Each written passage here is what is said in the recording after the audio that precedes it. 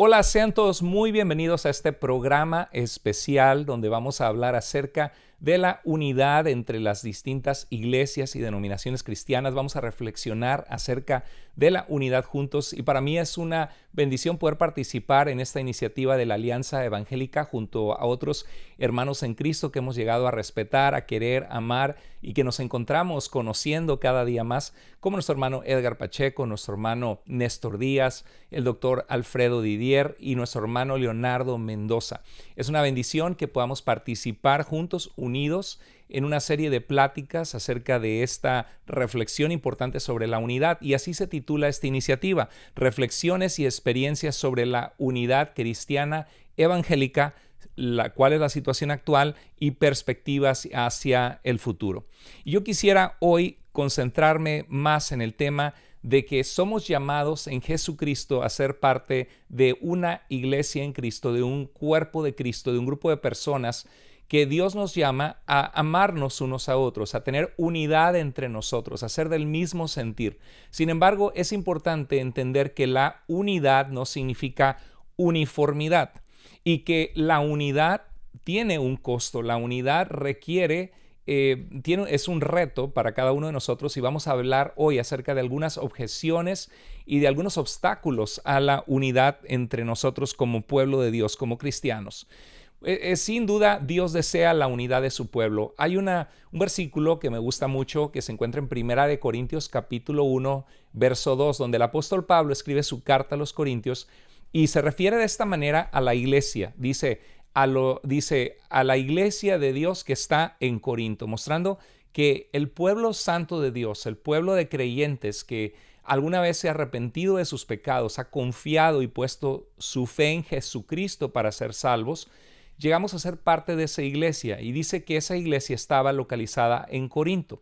O sea, tenía una manifestación de una iglesia en algún lugar específico local. Sin embargo, pertenecían a la iglesia de Dios, a la misma iglesia de Dios de los creyentes que estaban en otra ciudad como Éfeso o como Colosas o como Tesalónica. Sin embargo, eran la iglesia de Dios localizada en distintas ciudades.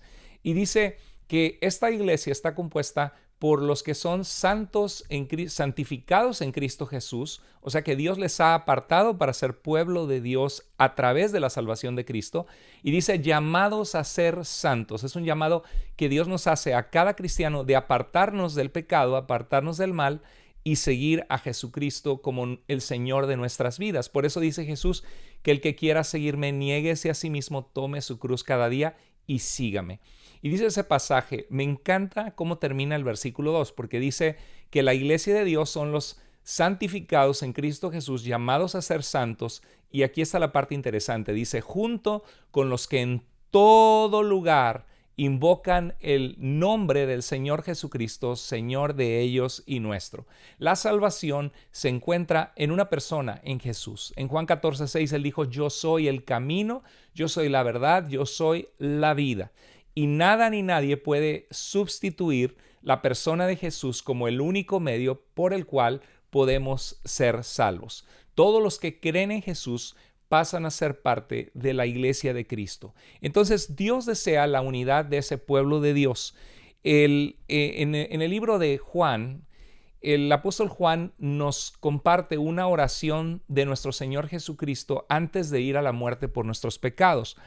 Dice la Nueva Biblia de las Américas, dice, pero no ruego solo por esto, sino también por los que han de creer en mí por la palabra de ellos. Jesús oró por sus apóstoles que estaban con ellos y con él y los discípulos que le seguían, pero dijo que no solamente rogaba al Padre por estos 12 que estaban con él, sino también por todos nosotros, por todos los que a través de los siglos habrían de creer en el Señor Jesucristo a través de la palabra de ellos. El mensaje de la fe ha sido transmitido. Dice, para que todos sean uno, como tú, oh Padre, estás en mí y yo en ti, que también ellos estén en nosotros, para que el mundo crea que tú me enviaste. Qué responsabilidad tan grande nos ha confiado el Señor a los que somos su pueblo, de tener un mismo sentir y de mostrarnos amor, empatía y poder buscar la unidad entre nosotros para que el mundo crea que realmente el Señor Jesús es enviado por el Padre. Y dice en el verso 14, yo les he dado tu palabra. Me encanta esto porque le dice, yo les he dado tu mensaje. Y nosotros sabemos que el mensaje de Dios, la revelación de Dios, está contenida en las Sagradas Escrituras. Dice, y el mundo los ha odiado, los ha despreciado. Dice, porque no son del mundo, como tampoco yo soy del mundo. Y decía, no te ruego que los saques del mundo, sino que los guardes del maligno. Ellos no son del mundo, como tampoco yo soy del mundo. Me encanta porque hay un énfasis en que Jesús les dio la palabra del Padre.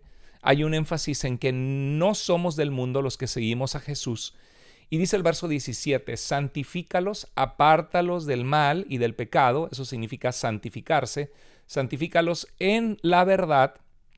Una característica, tenemos que estar en la verdad revelada de Dios. Y dice, tu palabra es verdad. Una característica de la iglesia es que debe permanecer en la autoridad de las Escrituras y de la revelación del Padre. Dice, como tú me enviaste al mundo, yo también los he enviado al mundo. Y dice el verso 19, y por ellos yo me santifico. Qué palabras tan interesantes, ¿no? Donde Jesús dice, yo me consagro, me aparto para cumplir la voluntad del Padre en su humanidad. Dice, para que ellos también sean santificados en la verdad. Entonces hay una serie de características cuando Jesús ora por la unidad de sus discípulos y de aquellos que vendrían después. Hay una serie de características que les identifica como esos discípulos del Señor Jesucristo. Por ejemplo, dice, les he dado tu palabra, santifícalos en la verdad, tu palabra es verdad. O sea, parte de ser la iglesia de Cristo no solamente es que nos amemos, estemos de acuerdo en absoluta, que tengamos una uniformidad pensando que tenemos de ponernos de acuerdo en cada práctica específica o en la interpretación específica de cada versículo bíblico. Tenemos que escucharnos, tenemos que ser humildes para escuchar las razones por las cuales interpretamos la Biblia de cierta manera. Tenemos que ver lo que ha sido creído por todos en todas partes siempre, acercarnos a leer las Escrituras junto con la iglesia a través de los siglos, pero con humildad. Pero una realidad es que la iglesia debe permanecer en la palabra de Dios, en lo que Dios ya ha revelado. Y es interesante porque dice, no son del mundo. Entonces uno se pregunta, ¿podríamos estar en una misma iglesia, por ejemplo, donde hay personas que piensan que está bien emborracharse o que está bien desear a la mujer de tu prójimo? Pues por supuesto que no, porque estarían en desobediencia a la palabra de Dios. Entonces, una característica de la unidad es buscar tener una comunión y amor y entendimiento, sabernos escuchar unos a otros, acercarnos juntos como hermanos en la fe, sabiendo que el Señor nos ha salvado, que somos ese pueblo de Dios, interceder en oración unos por otros. Son algunos aspectos de lo que significa la unidad, pero la unidad no significa estar unidos cuando hay de por medio pecado, cuando hay de por medio una iglesia que se enfoca en las cosas del mundo. Dice en Primera de Juan 2:15 al 17, dice, no amen al mundo ni las cosas que hay en el mundo. No se refiere a la gente del mundo. A la gente del mundo hay que amarla, pero se refiere al sistema de valores falso, egoísta, pecaminoso que existe en el mundo. Por eso dice, no amen al mundo ni las cosas que están en el mundo, porque el que ama al mundo, el amor del Padre no está en él. Porque todo lo que hay en el mundo, y ahí especifica a qué se refiere del mundo, dice, los deseos de los ojos, cuando tus ojos desean cosas que son contrarios a la voluntad de Dios, que son vanas, dice, los deseos de los ojos, los deseos de la carne y la vana gloria de la vida no provienen del Padre, sino del mundo. Y el mundo pasa y sus deseos van a pasar también, pero lo único que va a permanecer es aquellos que son obedientes a Dios. El que hace la voluntad de Dios permanece para siempre, dice el apóstol Juan. Entonces es interesante que en esta oración de unidad el Señor Jesucristo pone ciertas características que la iglesia de Cristo, que sus discípulos, que sus seguidores deben de tener. Es lógico que cuando hay una iglesia donde hay personas que no permanecen en su palabra, que no son santificados en su palabra, que no permanecen en la verdad, o personas que practican el pecado descaradamente sin arrepentimiento, obviamente que son cosas que van a traer dolor al cuerpo de Cristo, a cualquier organización de creyentes en cualquier lugar, y que van a traer de alguna manera separación de esa unidad que Cristo anhela para su iglesia. Y Jesús decía, me santifico para que sean santificados en la verdad. Cuando hay pecado, cuando hay manipulación, es indudable que en las cosas de Dios, cada siervo de Dios tenemos que mantenernos puros delante de Dios. En 1 Timoteo 3 y en Tito capítulo 1, el apóstol Pablo da unos requisitos para aquellos que servimos a la iglesia. Y dice que tenemos que ser irreprochables, o sea, que no haya un pecado grave en nuestras vidas que nos descalifica, que debemos ser maridos de una sola mujer. Significa que seamos hombres fieles a nuestra esposa. Dice de que seamos sobrios, que seamos prudentes, sensatos, sabios.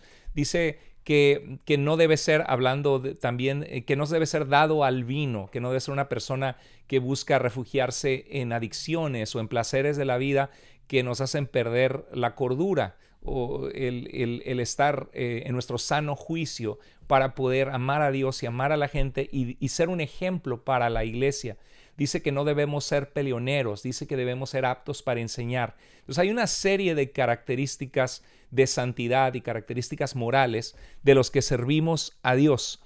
Y Jesús nos dio ese ejemplo. Dice, yo me santifico, me aparto, me consagro para que ellos sean santificados en la verdad.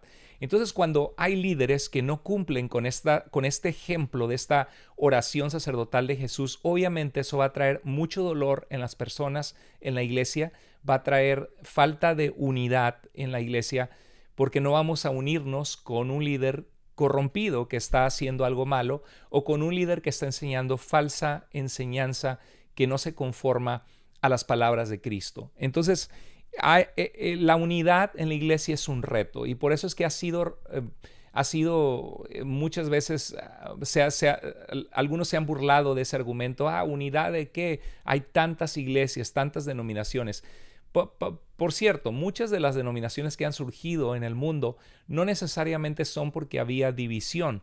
Algunas son porque son grupos de creyentes en una ciudad, en un país específico, que están tratando de buscar seguir la palabra de Dios y que se congregan para obedecer al Señor, y de alguna manera la gente les pone un título de burla y se vuelve una denominación, como fue el caso de los bautistas, que empezaron a ver la necesidad de obedecer las palabras de Jesús, de ir a ser discípulos bautizándolos, y vieron que en las Escrituras siempre los bautismos son ejemplificados o son practicados por hombres y mujeres que se arrepienten de sus pecados y ponen su fe en Jesús. Entonces empezaron a practicar el cristianismo bíblico y la gente de burlas les llamó bautistas.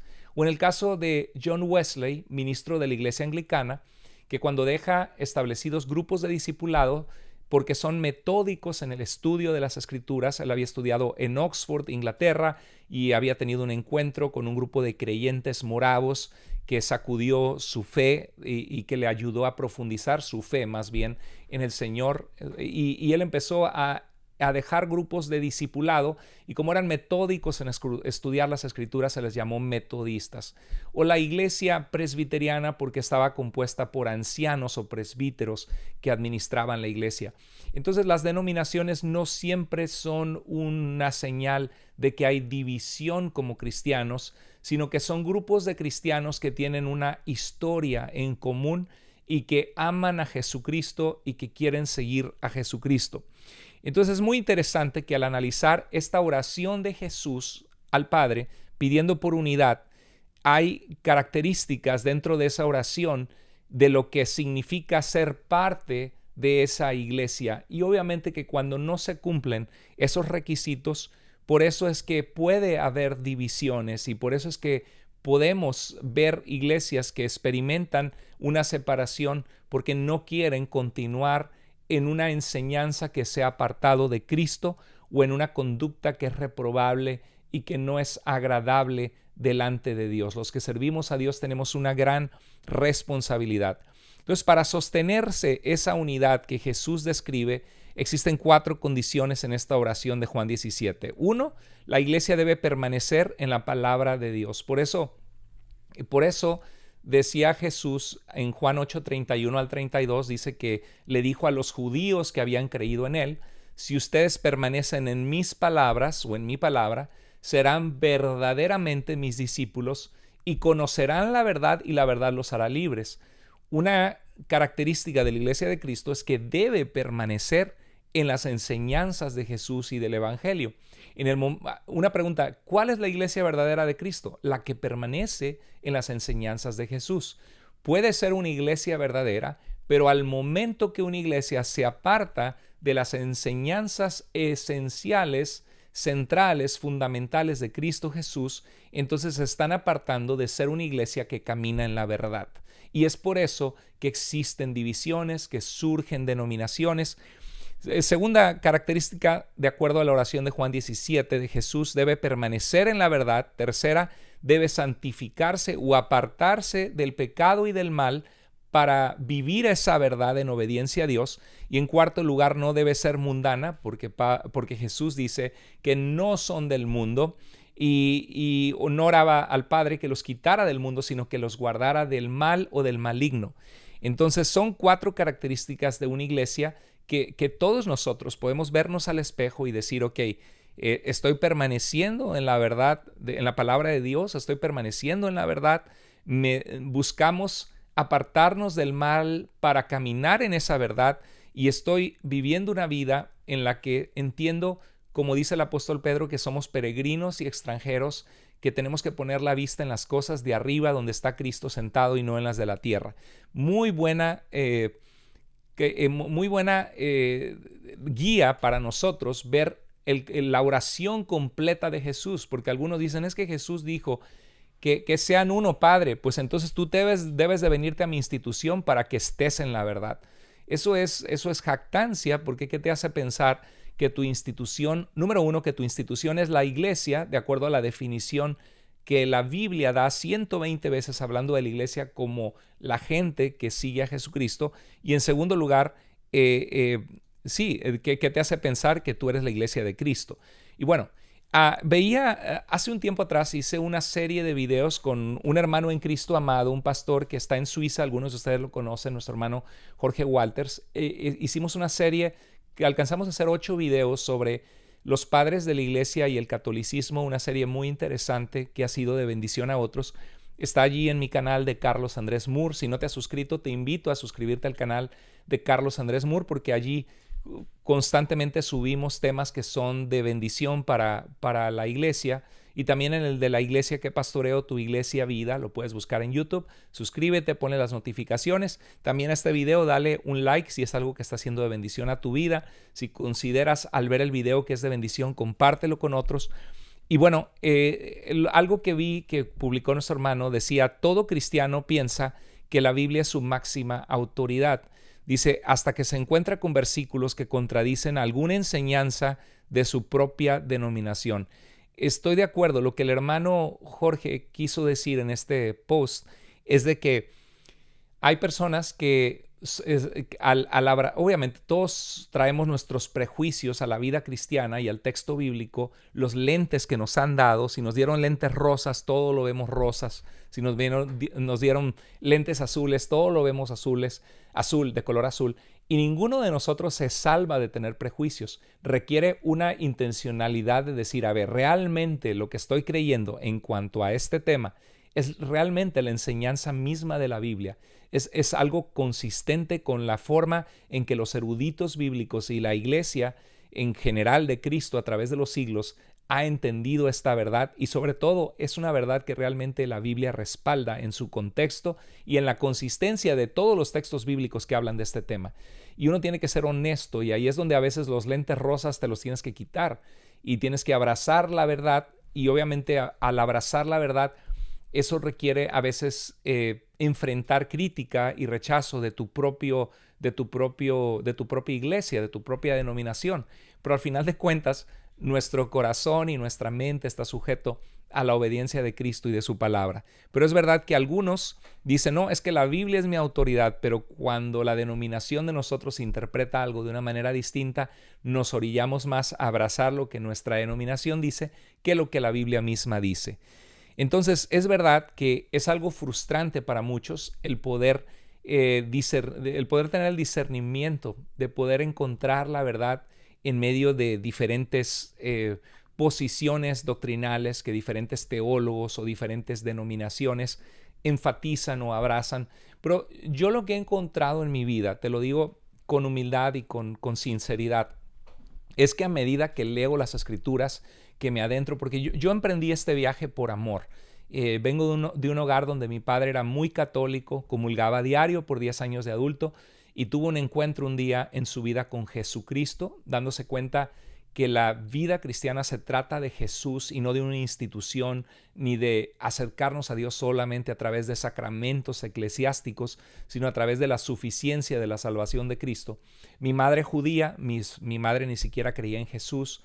El Señor me permitió graduarme de abogado, de licenciado en Derecho, y cuando estaba en la Ciudad de México, entre la edad de 21 a 24 años de edad, tuve la oportunidad de adentrarme en estudiar religiones del mundo, religiones comparadas, cuáles eran las bases de la fe cristiana, la apologética, la defensa de la fe. Para mí fue una aventura muy interesante y que en mi vida me afianzó en la fe en Cristo, me dio confianza de saber que Jesucristo existió, que podemos creer en su resurrección, que hay una superioridad histórica de evidencias en la fe cristiana comparado a otras religiones comparadas. Y al navegar entre sectas y personas que pertenecían a sectas como los Testigos de Jehová, los mormones, dialogar con ellos, en mi caso ha sido un viaje de toda la vida.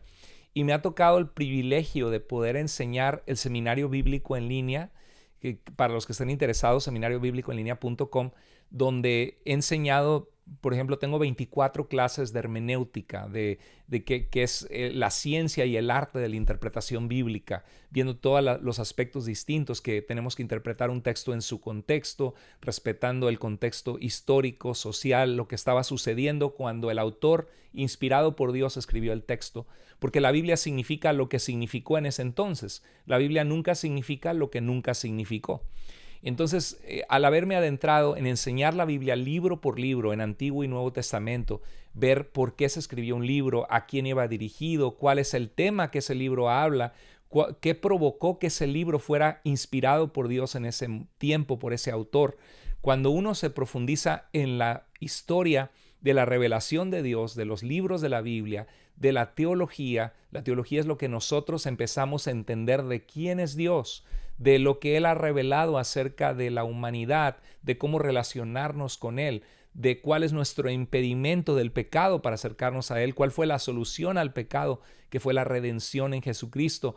Cuando uno empieza a adentrarse en la teología sistemática, siempre y cuando esté basada en el buen estudio de las Escrituras, realmente se te aligera mucho el peso de pensar, de sentirte frustrado, de no saber a quién creerle, porque empiezas a embarcarte en ese viaje donde conoces las Escrituras, tratando de ser lo más honesto e íntegro posible, entendiendo que traemos prejuicios al texto y buscando realmente honrar a Dios, no honrar mi denominación, sino honrar lo que el texto bíblico dice.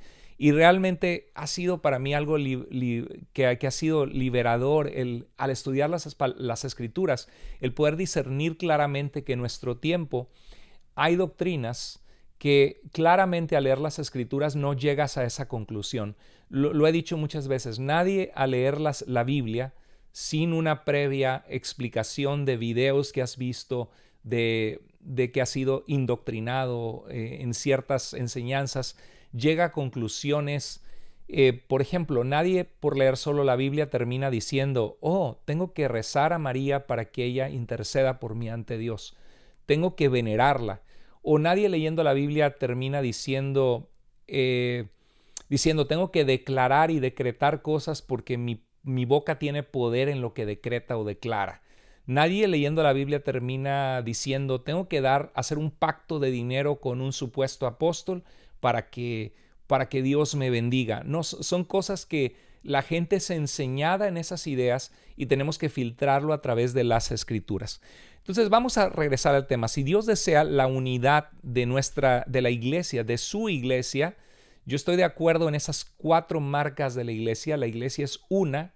Pero dices, pastor, pero si la iglesia es una, ¿por qué hay tantas denominaciones? ¿Por qué hay tantas iglesias? Bueno, tan solo vemos en Apocalipsis que Jesús da una revelación para 7 iglesias en el área de Asia Menor. En la Biblia se ven muchas iglesias y Pablo dice que él tenía preocupación por las iglesias. Las iglesias eran las comunidades de creyentes en distintos lugares.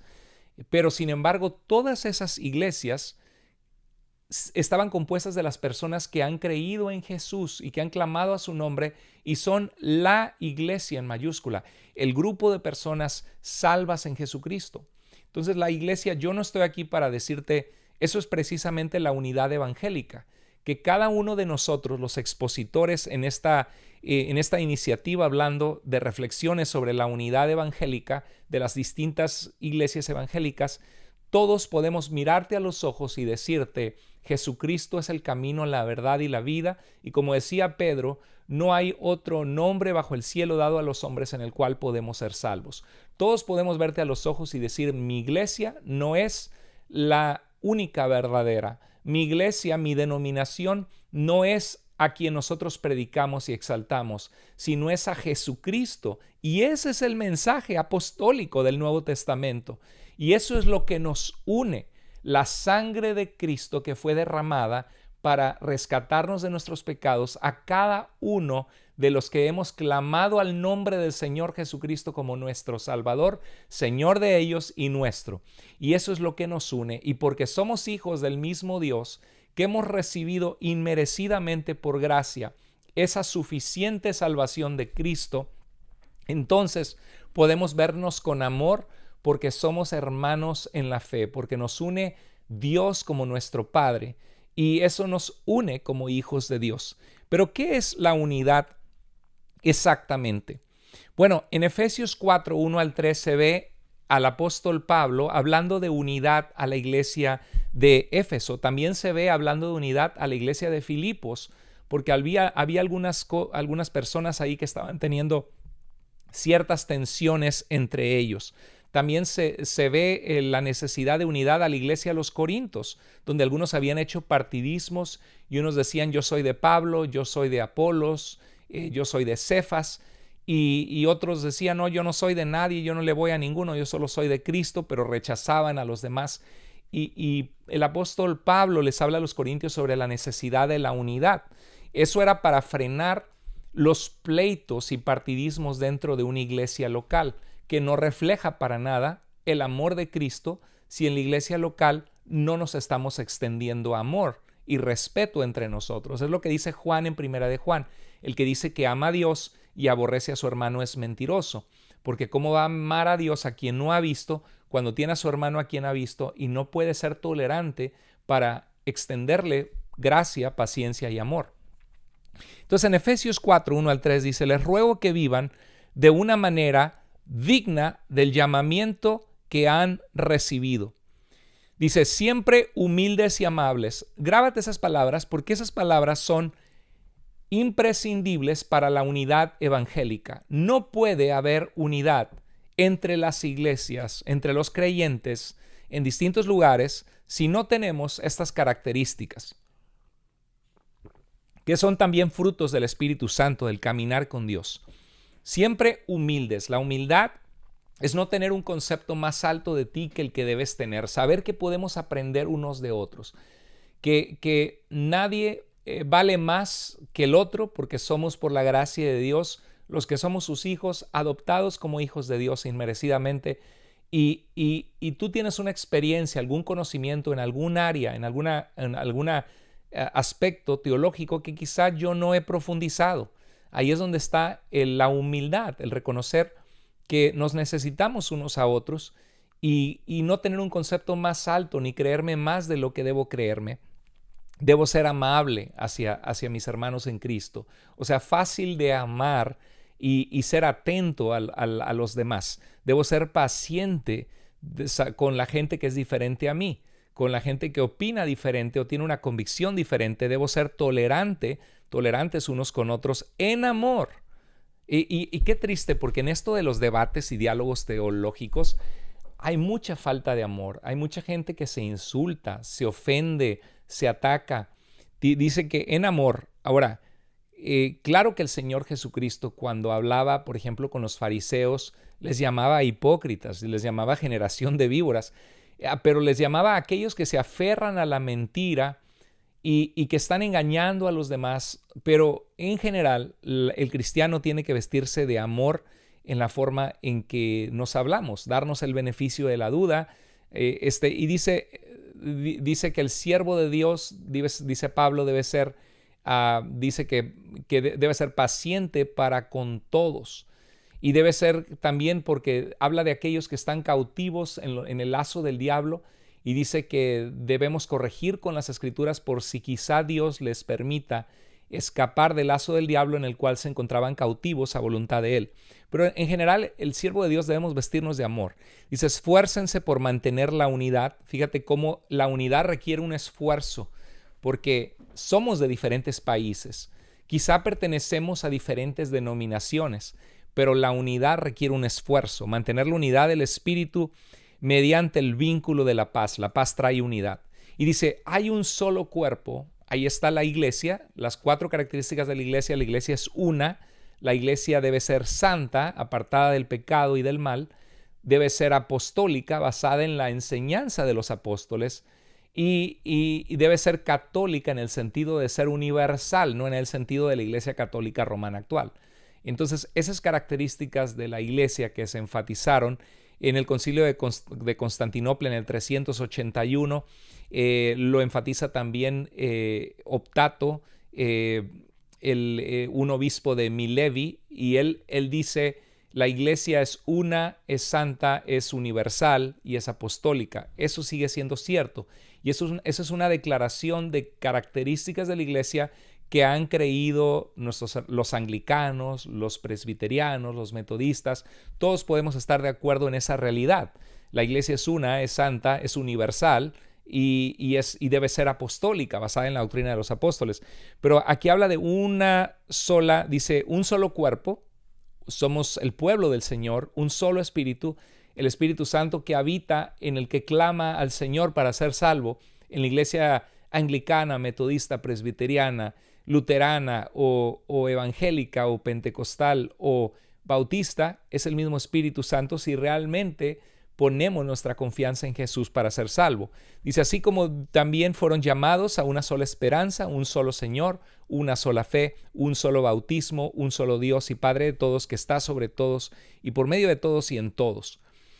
Luego a los filipenses, no te vayas porque vamos ahorita a hablar acerca de que se trata de unidad y no de uniformidad, y vamos a ver algunos aspectos muy interesantes en esta reflexión y diálogo.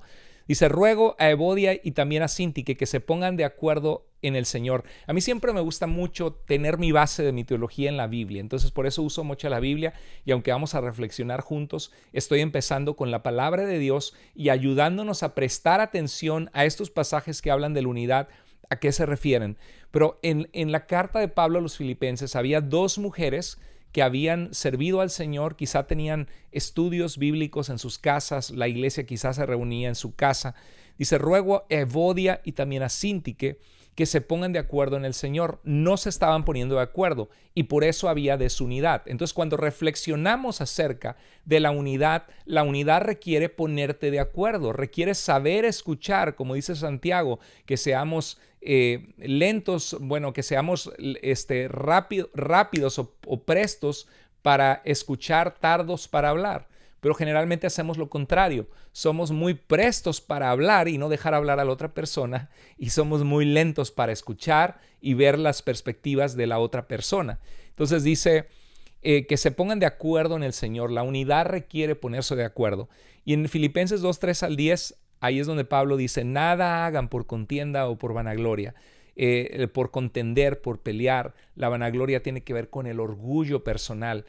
Los dos grandes enemigos de las relaciones entre los seres humanos, padres e hijos, esposos, esposas, hermanos en Cristo en la iglesia, pastores, es el egoísmo, pensar solo en lo que a mí me importa, solo buscar lo mío propio sin considerar lo de los demás, y el orgullo, el no reconocer, no estar dispuesto a reconocer que no lo sé todo, que me puedo equivocar, que la puedo regar, que puede ser que hay una pieza de información que no tengo y que nos necesitamos en la alianza evangélica unos a otros para ayudarnos, que a veces uno de nosotros la va a regar y se va a equivocar y va a decir algo que no es correcto por la razón que sea, porque no hicimos bien nuestra investigación o porque traemos prejuicios.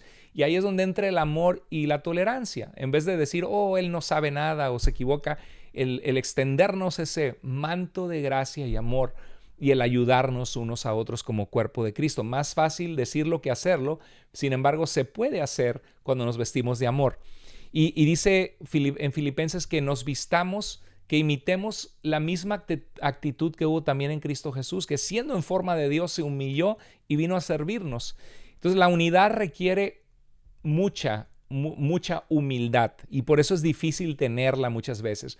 Yo digo a estas alturas que hay tantos estudios bíblicos. Por ejemplo, en mi perspectiva evangélica, yo sé que los dones del Espíritu Santo, el cómo se manifiestan, por ejemplo, el don de lenguas, ha sido un tema polémico, porque en 1903 a 1906, en Azusa, en Los Ángeles, California, surgió el movimiento pentecostés, que ha sido como un fuego que se expandió por toda Latinoamérica.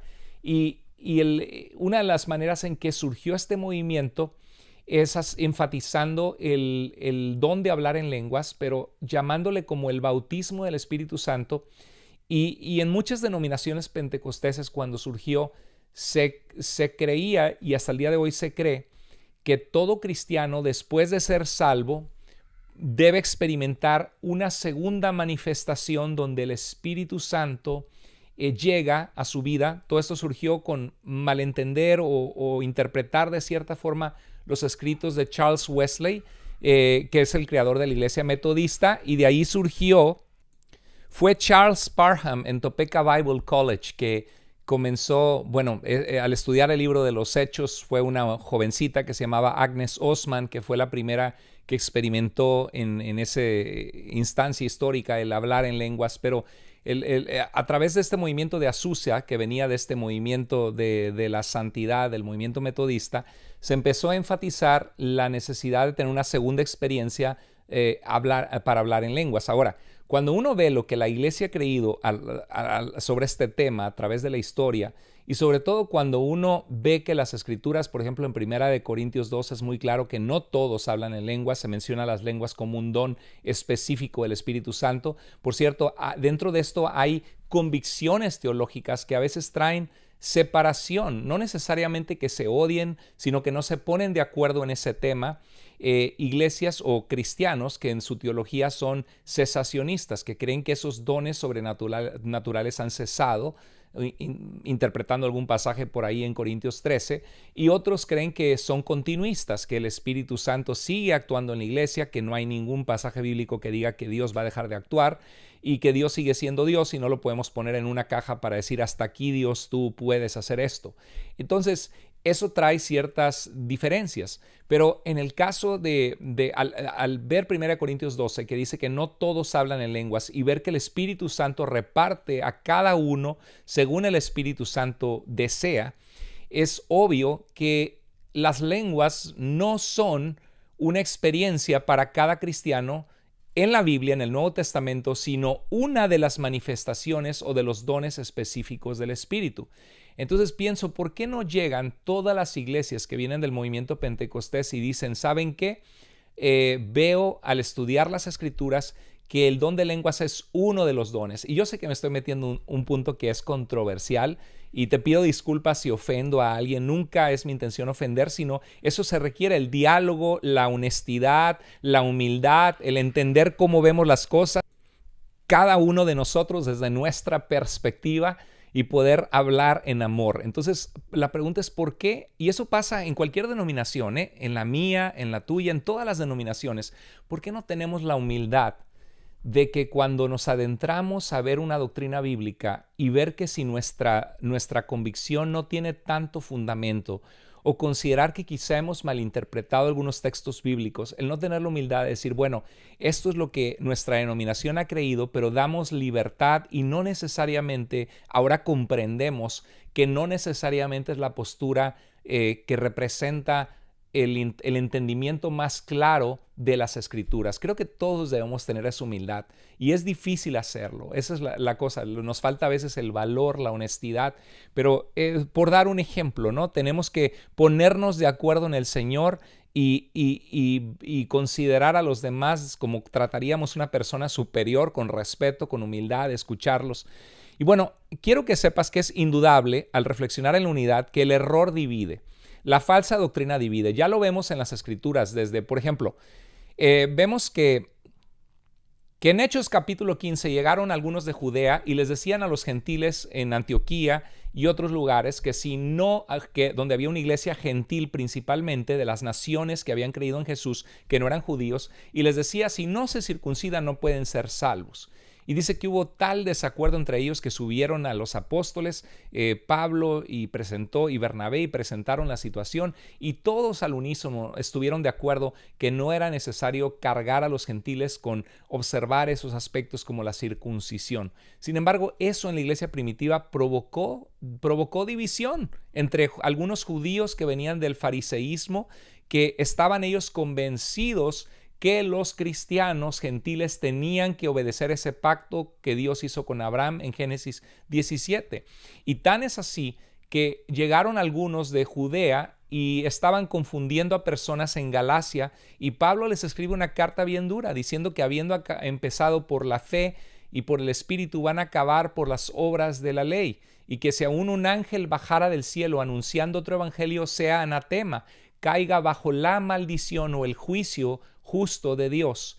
Entonces es indudable que la doctrina nos separa cuando hay falsa doctrina. Por ejemplo, Jesucristo en la revelación a Juan en Apocalipsis le escribe y le dice a la iglesia de Éfeso, tengo contra ti, le dice, bueno, antes de decirle tengo contra ti que has dejado tu primer amor, le dice de que ha sido perseverante y paciente, y dice, y has probado a los que se dicen ser apóstoles y no lo son, y los has hallado mentirosos. O sea, Jesús aplaude el discernimiento espiritual, que podamos discernir si lo que nos están diciendo es de Dios o no.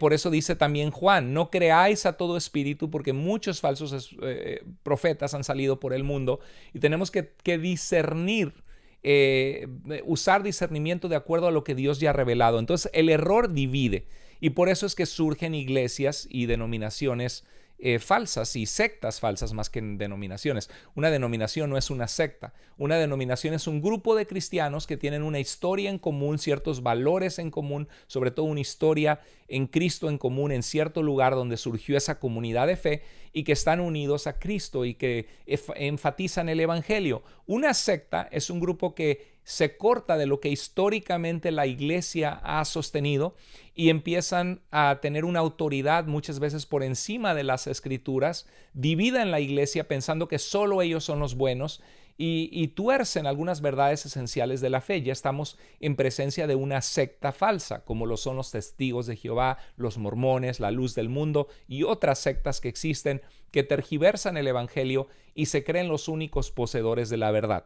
Entonces el error divide, la mentira divide, el orgullo divide en una iglesia, la contienda o el ser peleonero, la falta de amor divide, el pecado divide, el control divide cuando a alguien le gusta tener el primer lugar entre ellos, así como Diótrefes en Tercera de Juan, eso indudablemente trae división. Entonces, esas son, queridos hermanos en Cristo, el reto tan grande de la unidad entre las iglesias diversas denominaciones que existen, el ponernos de acuerdo en amor. Y esto no es exclusivo de la iglesia evangélica, todas las iglesias y tradiciones históricas tienen áreas en las que tienen que ponerse de acuerdo y tienen aspectos en donde el pecado ha traído división, el orgullo ha traído división. Entonces, apréndete bien este cuadro porque es verdad, el error divide, la falsa doctrina divide, la mentira divide, el orgullo divide, la contienda divide, el pecado divide y el control divide, rompe la unidad. Ahora, hay una frase que me gusta mucho que dice, preferible divididos por la verdad que unidos por la mentira. Sí, este es un impedimento grande. Por ejemplo, si me junto con un hermano en Cristo de una iglesia, de una tradición pentecostal, a mí me da mucho gozo conocerles y hablar con ellos, y muchos de ellos son hermanos hermosos que aman a Dios, que buscan la santidad, que tienen un corazón y pasión para Dios, celo evangelístico, y podemos conversar y orar juntos, tomarnos de la mano. Cuando hay una necesidad, orar y llorar unos por otros. Yo puedo, junto con ese hermano, hablarle de Cristo a alguien. Pero, por ejemplo, mi convicción al seguir las Escrituras, 1 Corintios 14 dice que dice que si todos hablan en una lengua extraña al mismo tiempo y entran indoctos o inconstantes o gente que no está afianzada en la fe, gente que no es cristiana, dice Pablo, no los escuchan oír en una lengua que no entienden y todos al mismo tiempo, ¿no dirán que están locos? Entonces vemos que cuando hay desorden en la iglesia, eso es un impedimento para que el evangelio sea proclamado y escuchado y la gente vea la obra de Dios en la iglesia y se acerque a Cristo. Y dice que cuando alguien habla en lengua extraña, dice que hablen 2 o 3 y por turno y que haya un intérprete. Y si no hay intérprete, que se calle y se siente en la congregación, que hable solo para sí mismo y para Dios. Ahora, no estoy entrando al tema de si existe o no el don, eso es algo que es conforme a tu conciencia, la palabra de Dios. Yo tengo amigos en Cristo que me han platicado sus experiencias sobrenaturales, espirituales. Yo lo que sí te puedo decir es de que para mí me costaría mucha dificultad congregarme en una iglesia donde, por ejemplo, invito a mis amigos a venir a conocer a Cristo y todos al mismo tiempo hablan en lenguas, y no hay intérprete, porque mis amigos no querrían, muchos de ellos, regresar, y porque dice Pablo que es preferible hablar en la iglesia 5 palabras que edifiquen también a otros que 10,000 palabras en lengua extraña. Estoy dando ejemplos prácticos de cómo no podemos hablar muy bonito y decir, ay, sí, todos nos amamos, estamos unidos, pero esa unidad no significa que no haya retos grandes que resolver en el diálogo, en el considerar nuestras posiciones, en respetarnos, en amarnos. Ahora, todo hermano pentecostal que ha aclamado a Jesús como su Salvador es mi hermano en Cristo y el Señor me manda a amarles profundamente y podemos estar unidos en todo lo que nos une, que son muchas cosas las que nos unen en el Señor. Pero sería difícil reunirnos en una sola iglesia y decir, bueno, el Señor oró que seamos uno, vamos a ser uno. O por ejemplo, acá hay una persona católica romana, temerosa de Dios, que de verdad ama al Señor, ha comenzado a leer la Biblia, tiene un profundo respeto por Dios. Vamos a orar juntos, pero me junto a él y él comienza a clamar a la Virgen, a María, para que interceda por él ante Dios. Ruega por nosotros ahora y en la hora de nuestra muerte. Amén. Y yo digo, no, esto no es bíblico. Todas las oraciones de la Biblia son única y exclusivamente dirigidas a Dios. Dijo Jesús, nos enseñó a orar, Padre nuestro que estás en el cielo. Siempre las oraciones son dirigidas al Padre. Dice, todo lo que pidan al Padre en mi nombre yo lo haré. No vemos en la Biblia ninguna oración, algún santo fallecido que ya está con el Señor.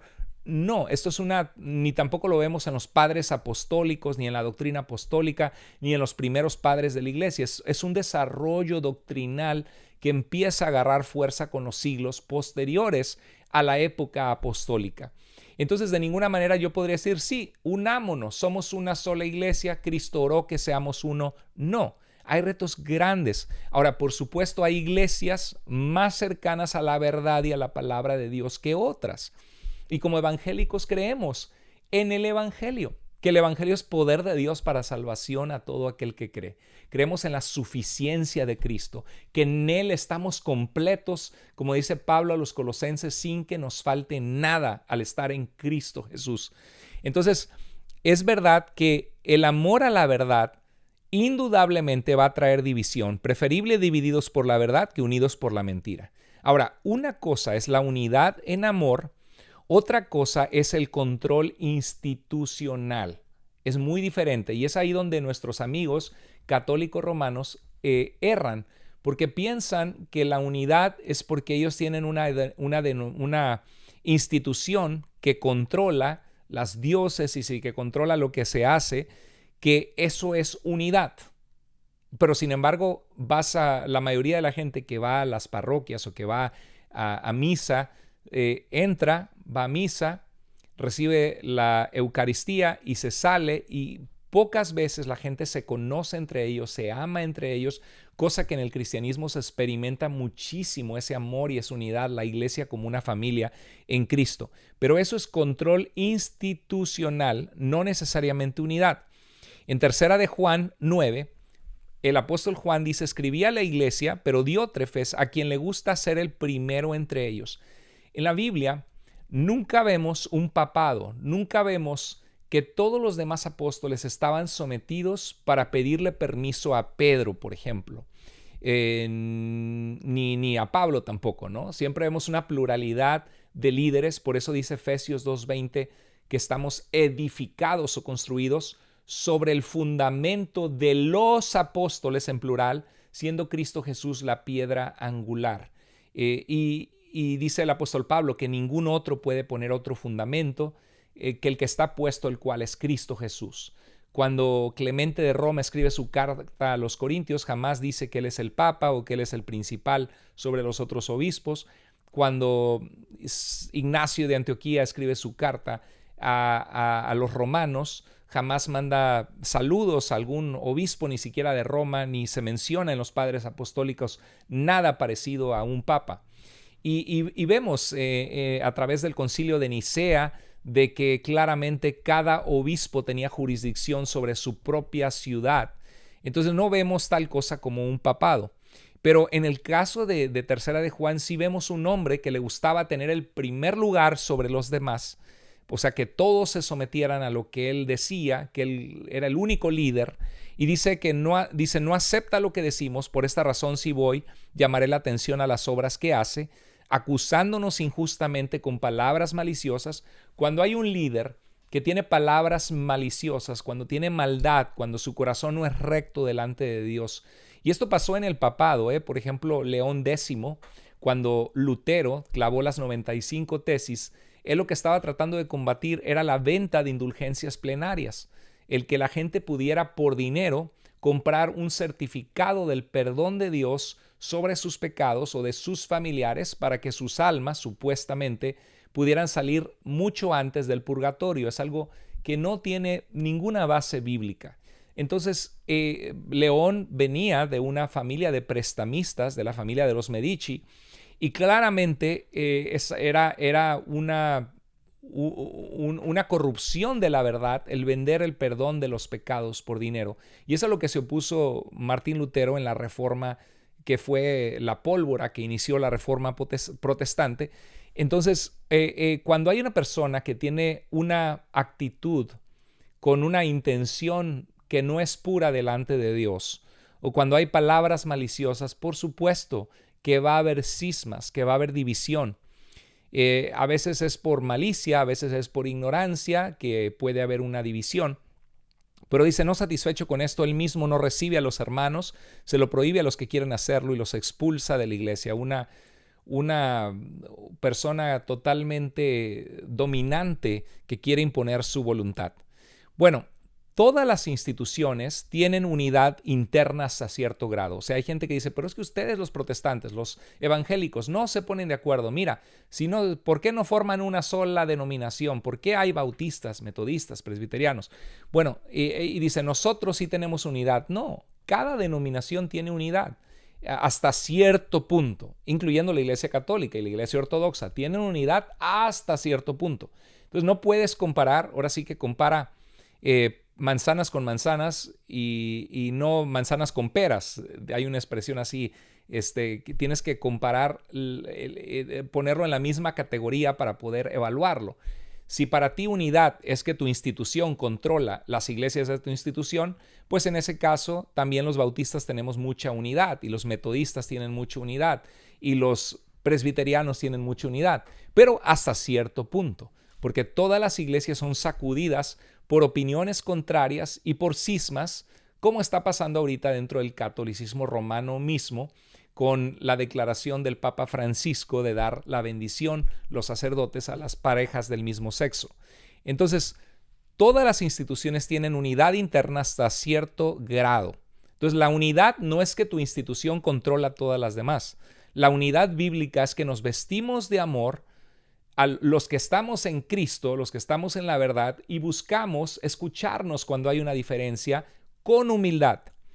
Sería extremadamente raro decir que todas las demás instituciones no tienen unidad porque no se unen a mí para controlarlas yo, y peor aún, si mi institución misma no está en la verdad, sería ridículo. Y esa es la pretensión, tristemente, de la institución católica romana, que se rige desde el papado en el Vaticano. Entonces sería extremadamente raro, repito, decir que todas las demás instituciones no tienen unidad porque no se unen a mí para controlarlas, y peor aún si mi institución no está en la verdad. Sería extremadamente controlador e injusto decir que todas las demás instituciones no son la verdadera porque no se someten a mí, que esas siempre han sido las pretensiones de Roma. A través de la época medieval y de la deformación de lo que comenzó como una iglesia universal que estaba tratando de permanecer en la verdad y que por algunas razones políticas, circunstanciales, doctrinales, empezó a adoptar otros dogmas en el siglo XIII, por ejemplo, en el Cuarto Concilio de Letrán, en su propia reforma interna, en el Concilio de Trento en 1546 a 1564, en el Concilio Vaticano I y II en 1870 a 1962. Entonces, si Dios desea la unidad de la iglesia, ¿qué es la unidad? Podemos decir, no importa que tú creas una cosa, no importa que tú creas otra. Imagínense, por ejemplo, la unidad de las religiones del mundo. Que digamos, pues el budismo cree que Dios es impersonal, que es solo una fuerza, una energía, y es panteísta, cree que todo forma parte de la energía de Dios. Pero Dios, al final de cuentas, no es una persona con la cual podemos relacionarnos y a quien debemos amar y obedecer. Pero el cristianismo y el islam sí creen eso, ¿no? Entonces, y decir, pues vamos a unirnos, unámonos, al cabo servimos al mismo Dios. Claro que no servimos al mismo Dios. Tenemos convicciones totalmente diferentes de quién es Dios y no podemos practicar ni una ni la otra religión si nos unimos pensando que somos lo mismo. Y esa es la dificultad de la unidad. Hay obstáculos grandes. Si Dios desea la unidad, ¿qué es la unidad? Bueno, ¿cómo lo veo en las Escrituras, en el Nuevo Testamento, de una fe, un Señor y Dios sobre todos? Es una unidad en el Evangelio. El Evangelio son las buenas noticias de que de tal manera amó Dios al mundo para que todo aquel que crea en Jesús, que cree en Él, no se pierda, mas tenga vida eterna. El Evangelio es poder de Dios para salvación a todo aquel que cree. Entonces, mis hermanos metodistas, anglicanos, luteranos, presbiterianos, bautistas, pentecosteses, podemos unirnos y decir, Cristo es el camino, la verdad y la vida. Él es nuestro Salvador, nuestro único y suficiente Salvador. Y tomarnos de la mano y orar unos por otros, y en ese sentido es respetarnos, es saber que no solamente yo tengo la verdad exclusiva y que nadie más está en la verdad más que yo. No, es saber que estamos en Cristo por gracia, que somos salvos solo por gracia, por medio de la fe, por la suficiente obra de Jesucristo. Y eso nos une. Estamos unidos en el propósito de dar a conocer el nombre de Jesucristo en toda la tierra. Estamos unidos en amor. El amor no solamente es un sentimiento bonito que yo tengo hacia ti o tú hacia mí, sino el amor es buscar el bienestar de la persona que yo amo. Romanos 5:8, Dios muestra su amor por nosotros, en que siendo aún pecadores, Cristo murió por nosotros. El amor no es que Dios sintió bonito por nosotros, sino que buscó nuestro beneficio y bienestar sacrificialmente. El amor es que nos ayudamos, que oramos unos por otros, que nos interesamos unos por otros.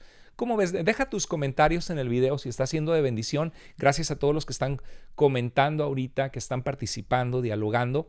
Espero que sea un buen video para abrir esta unidad de la Alianza Evangélica y lo que van a compartir nuestros hermanos en Cristo, como nuestro hermano Edgar Pacheco, nuestro hermano Néstor Díaz, nuestro hermano Alfredo Didier y nuestro hermano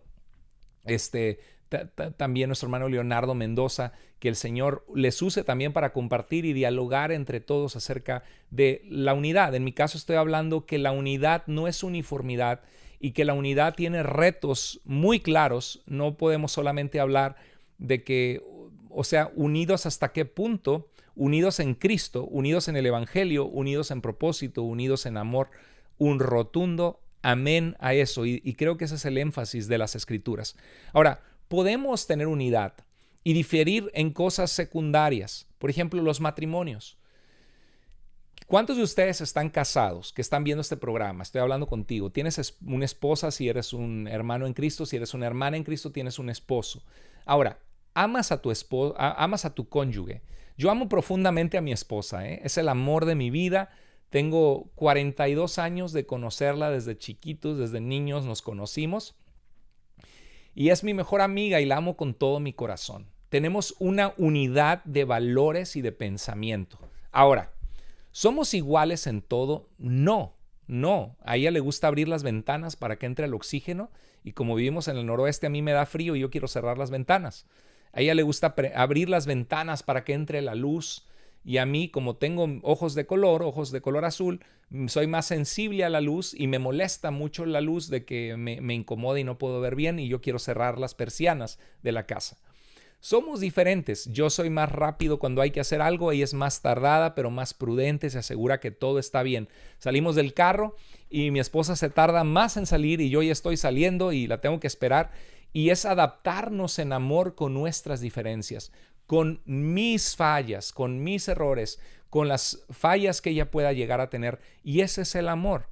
La unidad no significa que pensamos absolutamente igual en todas las cosas, ni que somos iguales, pero sin embargo estamos unidos. Mi esposa y yo tenemos una relación hermosa. Tengo más de 20 años de casados, gracias a Dios, y la verdad que la amo con todo mi corazón, pero no el amarla y el tener unidad, porque tenemos una gran unidad, tenemos un matrimonio hermoso y sano, gracias a Dios, no significa que somos uniformes, no significa que en todo somos iguales. Y lo mismo pasa con las iglesias. Por ejemplo, en Hechos 15, 37 al 38, hubo una disputa entre Bernabé, que fue a buscar a Pablo para traerlo a predicar a la iglesia de Antioquía, y Pablo, el experseguidor de la iglesia, que Cristo se manifestó a él y se convirtió. Y dice en Hechos 15, 37 en adelante, dice Bernabé quería llevar con ellos a Juan, a quien llamaban Marcos. Pero ese es el que escribió el Evangelio de Marcos. Se le atribuye en la tradición cristiana que este Juan Marcos es el que escribe el Evangelio de Marcos en las Biblias, que fue el primer evangelio en escribirse alrededor de la década del año de 50. Y dice, pero a Pablo no le pareció prudente llevarlo porque los había abandonado en Panfilia y no había seguido con ellos en el trabajo. O sea, ¿tú qué hubieras hecho allí donde van en este viaje misionero y dicen, oye, Bernabé, cuando trajimos a tu sobrino Juan Marcos, nos abandonó porque a Pablo lo habían apedreado en Listra, habían sufrido por causa de ser cristianos. Y Pablo decía, ¿cómo vamos a traer a este joven Juan Marcos a la obra misionera cuando no tiene carácter? Qué pésimo ejemplo y testimonio va a ser a los nuevos creyentes que están creyendo en Cristo si de repente le da miedo y se acobarda y se va. Pero Bernabé, el hijo de consolación, que tuvo consolación por Pablo y lo fue a buscar cuando nadie quería buscar a Pablo porque era un perseguidor antes de la iglesia cristiana, Bernabé, lleno de consolación, dice: Dios es el Dios de segundas y terceras oportunidades. Juan Marcos está arrepentido, él quiere venir con nosotros al viaje misionero. Es una decisión muy práctica de hacer ministerio. ¿Quién tiene la razón, Pablo o Bernabé? Por un lado, Pablo tiene la razón de que debe ser prudente en no traer con ellos a alguien que ha sido un mal ejemplo en el pasado, porque puede echar a perder la obra que ellos están haciendo para Dios. Por el otro lado, Bernabé tiene razón en que Dios es un Dios de segundas oportunidades. Y esto pasa, queridos hermanos, a veces en las iglesias, y por esto a veces se han dividido denominaciones o iglesias. Ahora, Dios quiere la unidad, sí, pero la unidad no es uniformidad ni tampoco es control a la fuerza. En Hechos 15:39 se produjo entre ellos un conflicto tan serio que acabaron, ¿por qué? Por separarse. Ahora, ¿era Pablo un siervo de Dios que estaba en la verdadera iglesia de Jesucristo? Díganme ustedes, pongan sus comentarios. ¿Era Pablo un siervo de Dios que pertenecía a la iglesia verdadera? ¿A los salvos en Cristo Jesús? Por supuesto. Ahora, ¿era Bernabé una persona que pertenecía a la iglesia verdadera de Jesucristo? Por supuesto. Pero ¿por qué se separaron? Porque no se ponían de acuerdo en cuanto a la obra ministerial sobre llevar o no llevar a Juan Marcos con ellos en el viaje. Y esto pasa, que el hecho de que surjan iglesias o se planten nuevas iglesias no necesariamente significa que estamos divididos en el evangelio. ¿Sí? Esta es una separación que hubo, pero ambos eran parte de la misma iglesia de Cristo. Bernabé se llevó a Marcos y se embarcó rumbo a Chipre. Pero qué lindo lo que hace Dios, que en su última carta Pablo a Timoteo le dice: solo Lucas está conmigo, toma a Marcos y tráelo contigo porque me es útil para el ministerio. Qué hermoso, ¿no? Porque vemos que hay una reconciliación donde Pablo valora quién es Juan Marcos y lo útil que puede ser para el ministerio, y hubo una reconciliación. Eso es lo ideal para que delante del Señor que haya entre nosotros. Luego en Gálatas 2:4, Pablo habla cuando confrontó a Pedro. Dice: y esto fue por causa de los falsos hermanos introducidos secretamente que se habían infiltrado para espiar la libertad que tenemos en Cristo Jesús a fin de someternos a esclavitud. Pablo habla de cristianos fariseos de Jerusalén que habían venido a los Gálatas, se habían introducido entre ellos y les decían que para que Dios los recibiera y los aceptara, tenían ellos que obedecer todos los aspectos de la ley mosaica, circuncidarse y otros aspectos. Pero Pablo les llama falsos hermanos.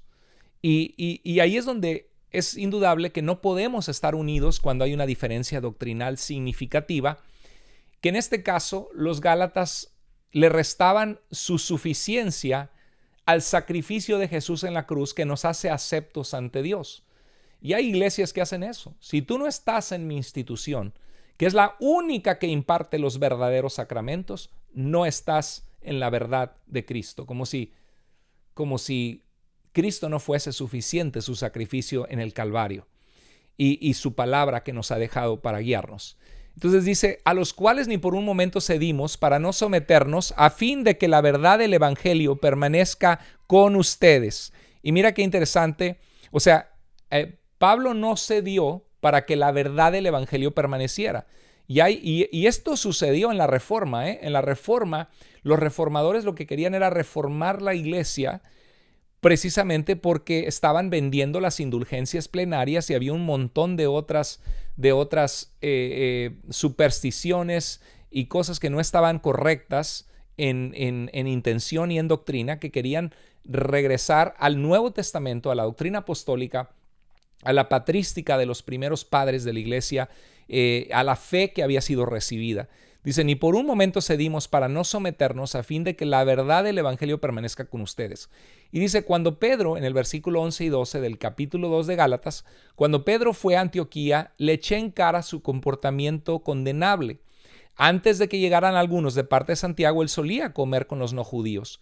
Pero cuando aquellos llegaron, los judíos, a Pedro dijo, no hombre, me van a juzgar cuando regrese a Jerusalén, van a ver que me senté a comer con cristianos gentiles y van a creer que no estoy guardando las leyes que Dios nos ha dado y que es inmundo comer con los gentiles, animales que Dios no ha aprobado, comida que no es kosher. Y eso que Dios en Hechos capítulo 10 le había dado una revelación cuando tuvo hambre. 3 veces se lo tuvo que reafirmar, que no llamara inmundo lo que Dios santificaba. Pero Pablo lo confrontó y le dice que no estaba bien de alejarse de comer con ellos, a separarse de los no judíos por temor a los partidarios de la circuncisión. El verso 13 dice, entonces los demás judíos se le unieron en su hipocresía. Mal ejemplo de una persona, en este caso Pedro falló. Y hasta el mismo Bernabé se dejó arrastrar por esa conducta hipócrita. Es interesante que para los católicos romanos piensan que Pedro fue el primer papa y en realidad no existe ninguna sucesión apostólica de Pedro a otros en las Escrituras, ni Cristo dijo que lo dejaba como tal cosa, como el concepto actual del papado y que iba a haber una sucesión después de Pedro durante muchos siglos. Jesús no dijo eso, ni el Nuevo Testamento lo dice. Pero es interesante que si Pedro hubiera sido realmente el Papa, pues Pablo estaría sometido a Pedro, ¿no? Porque el Papa lo dice, no. Pablo dice, tú Pedro estuviste con Jesús, yo perseguí a la iglesia, pero lo que tú estás haciendo es hipocresía y yo no voy a seguir tu conducta. Es más, te voy a reprender en tu cara tu conducta porque Pedro, lo que estás haciendo es hipocresía, es piedra de tropiezo, no es correcto. Y qué interesante, qué hermoso que Pablo reprendió a Pedro. O sea, Pablo nunca se sometió. Y cuando ves la historia de los papas en la época medieval, asesinos, inmorales, gente totalmente desposeída de una vida piadosa y de Dios, muchos de ellos, obviamente nadie se iba a estar sometido a una persona así a cargo de una supuesta y única iglesia de Cristo, ¿no? Entonces, pero qué interesante, qué hermoso que Pedro, en la humildad de recibir esa corrección, en su segunda carta, dice que el apóstol Pablo, que Pablo les había escrito en sus cartas cosas difíciles de entender, los cuales los indoctos e inconstantes tuercen para su propia perdición, pero es hermoso como, y dice, Pablo según la sabiduría que le ha sido dada. Aunque Pedro algún día fue confrontado por Pablo, Pedro fue humilde de recibir la confrontación de Pablo y en su carta exalta el ministerio de Pablo diciendo que es un hombre sabio, que Dios le ha dado sabiduría. Qué hermoso, ¿no? Y eso es la unidad, hermano. Eso es lo que esas son las soluciones para la unidad entre nosotros. Sabernos escuchar, ser humildes. Si hay algo que no estamos de acuerdo, decirlo en amor, no atacándonos, sino hablándonos, explicándonos y construyendo ese puente como hermanos en Cristo y tener la humildad de saber recibir corrección y de reconocer cuando estamos equivocados. Muy difícil hacerlo. En Gálatas 2:14 dice, cuando vi que no actuaban rectamente como corresponde a la verdad del Evangelio, cada vez que una iglesia no actúa correctamente, y eso ha pasado en la Iglesia Metodista Unida en los Estados Unidos, empezó a aceptar matrimonios homosexuales, empezó a ordenar a disque obispos mujeres lesbianas y algunas denominaciones que antes comenzaron bien y se apartaron de la verdad, obviamente que un grupo grande de esas denominaciones dijeron, nosotros no vamos a permitir esto, vamos a mantenernos en la verdad de la palabra de Dios. Entonces dice, cuando vi que no andaban rectamente conforme a la verdad del Evangelio, le dije a Pedro delante de todos, si tú que eres judío, vives como si no lo fueras, ¿por qué obligas a los judíos a practicar el judaísmo? Bueno, el punto es de que cuando alguien no anda rectamente conforme a la verdad del Evangelio, va a haber divisiones. Entonces, muy importante, no podemos esperar uniformidad en la iglesia, pero sí unidad en cuanto al Evangelio y el amor cristiano. Hay muchas denominaciones que aman al Señor, que le buscan, que están buscando agradarle. Y si tienen a la Biblia como la suprema fuente de autoridad, por lo menos en teoría, que reconocen que estamos sujetos a la palabra de Dios y exaltan la verdad del Evangelio, que Jesucristo es suficiente para salvarnos, que somos salvos por gracia, por medio de la fe. Entonces, ahí está la unidad y el amor. Y la unidad está cuando nos interesamos, cuando oramos. Hermanos, oren por mí, por favor, estoy pasando esta situación en la Alianza Evangélica, entre los que tenemos canales, entre los que nos ayudamos, podemos pedir oración entre nosotros. Creo que ese es un camino hacia adelante en la unidad. También es lindo cuando nos invitamos unos a otros a los canales. Yo todavía en este canal necesito aprender el software para de repente tener invitados, hermanos en Cristo, amados, y poder dialogar juntos de algún tema que podamos, ahora sí que un cordón de tres dobleces es más fuerte, ¿no? Entonces, cuando traemos opiniones con nuestras experiencias, perspectivas, experiencia en las escrituras, en nuestros estudios, puede fortalecer, pero es algo sano que ha sucedido, que hemos llegado a ser entre otros cristianos dentro de la alianza, hermanos en Cristo. Entonces, se trata de unidad, no uniformidad.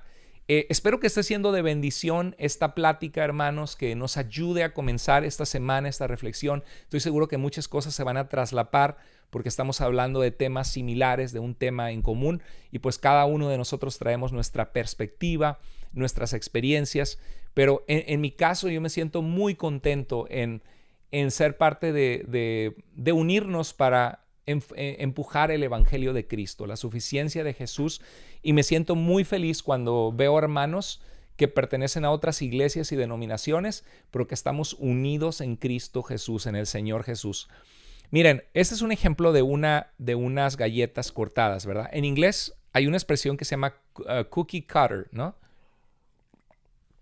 Significa cuando agarras una galleta, un molde para hacer galletas, y a la masa le aplicas el mismo molde del mismo tamaño, las metes al horno y todas las galletitas salen iguales, igualitas. Bueno, a veces pensamos que eso es la iglesia, ¿no? Uniformidad. Estaba viendo esta foto donde todos los soldados, sabe que no me acuerdo si era del ejército, que me parece que era de Corea del Norte, que estaban todos, que por cierto es un régimen opresivo, ¿no? Pero estaban ahí todos marchando igualitos. Y ahora, ¿por qué marchan todos igualitos? ¿Por qué en Corea del Norte le cantan himnos a su presidente, que es una persona opresiva, un régimen totalitario? ¿Por qué hacen eso? ¿Porque están unidos?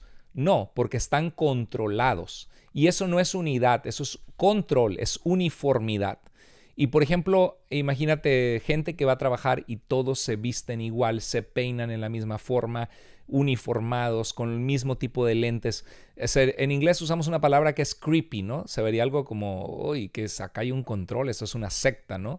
No se trata que todos sean exactamente igualitos, ¿no? Aunque obviamente esto sucede muchas veces sin querer porque hay cosas que valoramos, que pensamos, y obviamente la sana doctrina tiene que reproducirse.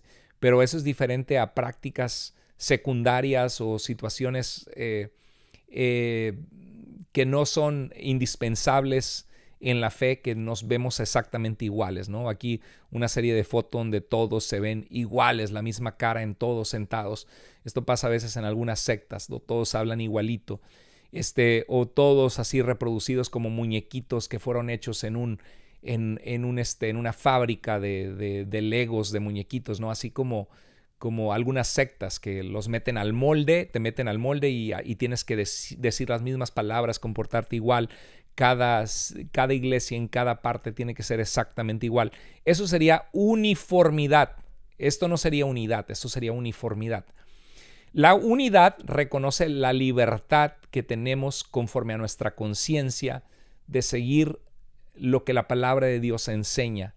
La uniformidad reconoce más que nada el orden y las reglas. Sí tiene que haber orden, sí tiene que haber reglas, pero es cuando se llevan a un extremo de un control totalitario, ¿no? La unidad requiere que los cristianos quieran obedecer a Dios. Nosotros buscamos amarnos porque Dios nos manda amarnos unos a otros y tolerarnos a pesar de que somos diferentes. Pero la uniformidad obliga a obedecer. ¿Qué pasa si algún sacerdote dice, yo veo en la escritura que solamente las oraciones son dirigidas a Dios y no vamos a rezar más en esta parroquia a los santos ni a la Virgen, solamente vamos a implorar las plegarias de Dios?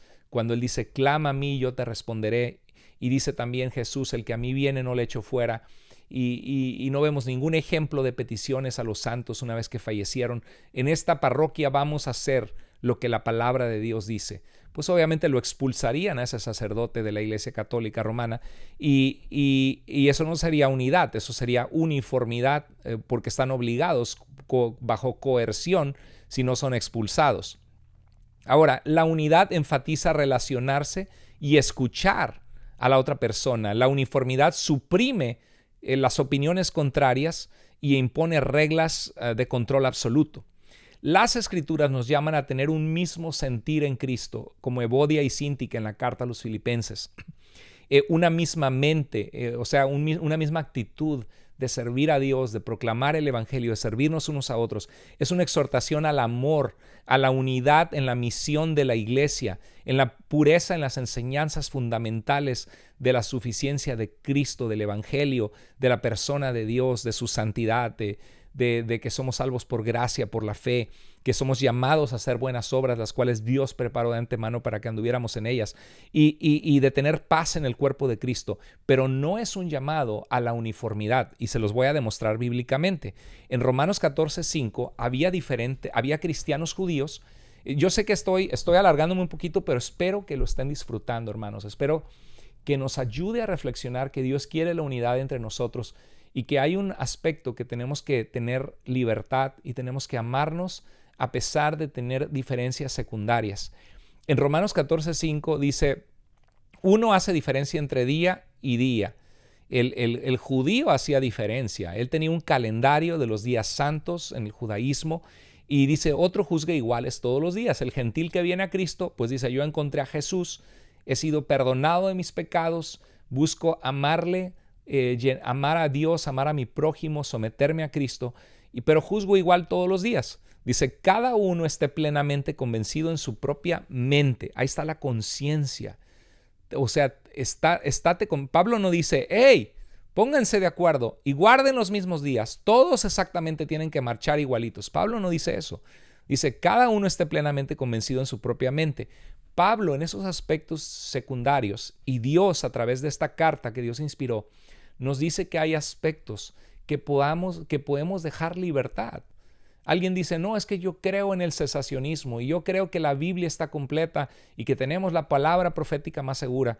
Y el otro dice, sí creo que tenemos la palabra profética más segura, pero yo creo que Dios puede hablar al corazón y yo he sentido la presencia de Dios. Yo en una ocasión escuché la voz audible. Hermano, si tú sentiste eso, gloria a Dios. Dios es Dios. Qué hermoso que Dios de alguna manera especial te habló a tu corazón, siempre y cuando no me estés imponiendo a mí que Dios te dijo algo que yo haga, que Dios no me ha dicho y que la palabra de Dios no avala, ¿no? Y que se desvía de la palabra, porque entonces eres mentiroso. Pero si tú me cuentas esa experiencia, qué hermoso que has experimentado eso, hermano. Si eso edifica tu fe y te ha hecho mejor, gloria a Dios. Y el cesacionista en teoría debería respetar al continuista. Y el continuista puede respetar al cesacionista y decir, mira, hermano, creo que estás equivocado porque Dios es Dios. En ningún versículo dice que Dios va a dejar de hablar o de manifestarse a quien Él se le dé la gana porque Él es soberano. Pero yo creo que 1 Corintios 13, lo perfecto no significa el canon de las Escrituras, sino la venida de Cristo.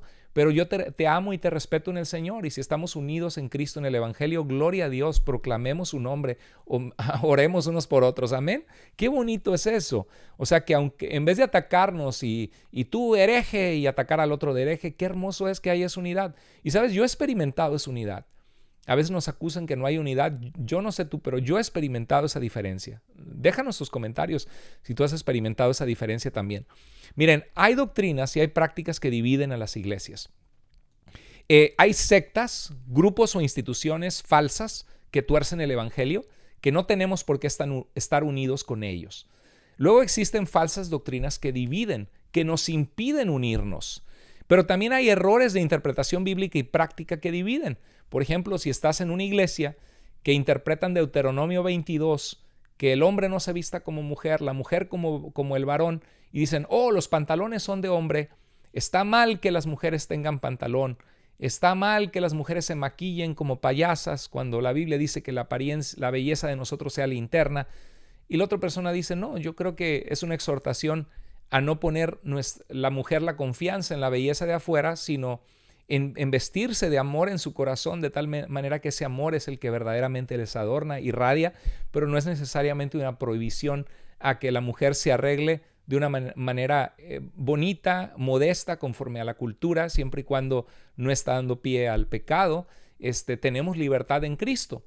Y de repente nos juntamos y decimos, vamos a hacer iglesia, y nos estamos criticando y peleando. Y mira, tu esposa vino con pantalones y cómo se maquilló. Pues obviamente no vamos a poder unirnos en tener unidad, de tener un culto unido, una iglesia unida, pero sí podemos amarnos y respetarnos y decir, bueno, el reino de Dios no consiste en comida ni en bebida, sino en justicia y en poder. Tú quieres creer eso, para mí eres legalista en lo que crees, pero pues deja que el Señor te hable. Yo te puedo explicar por qué lo veo así, pero no te voy a forzar a creer como yo. Entonces hay un respeto y un énfasis de que enfatiza a Cristo y el Evangelio. Y por eso dice Amós 3:3, ¿pueden dos caminar juntos sin antes ponerse de acuerdo? Pues no, ¿verdad? Entonces, cuando hay diferencias secundarias, sencillamente va a haber dificultades para hacer un culto unido, para plantar una iglesia juntos. Esos son los retos que enfrentamos en la unidad entre todos los grupos que existen. Pero lo que sí es de que hay bastantes grupos que tenemos muchísimas cosas muy parecidas, o sea que podemos estar de acuerdo en el 90 y tantos % de las cosas y estamos unidos en el Evangelio de Cristo.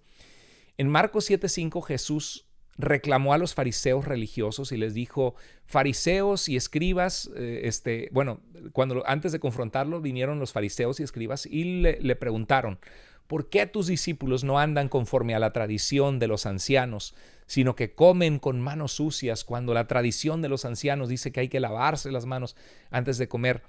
Y era una división de que no aceptaban a Jesús y a sus discípulos.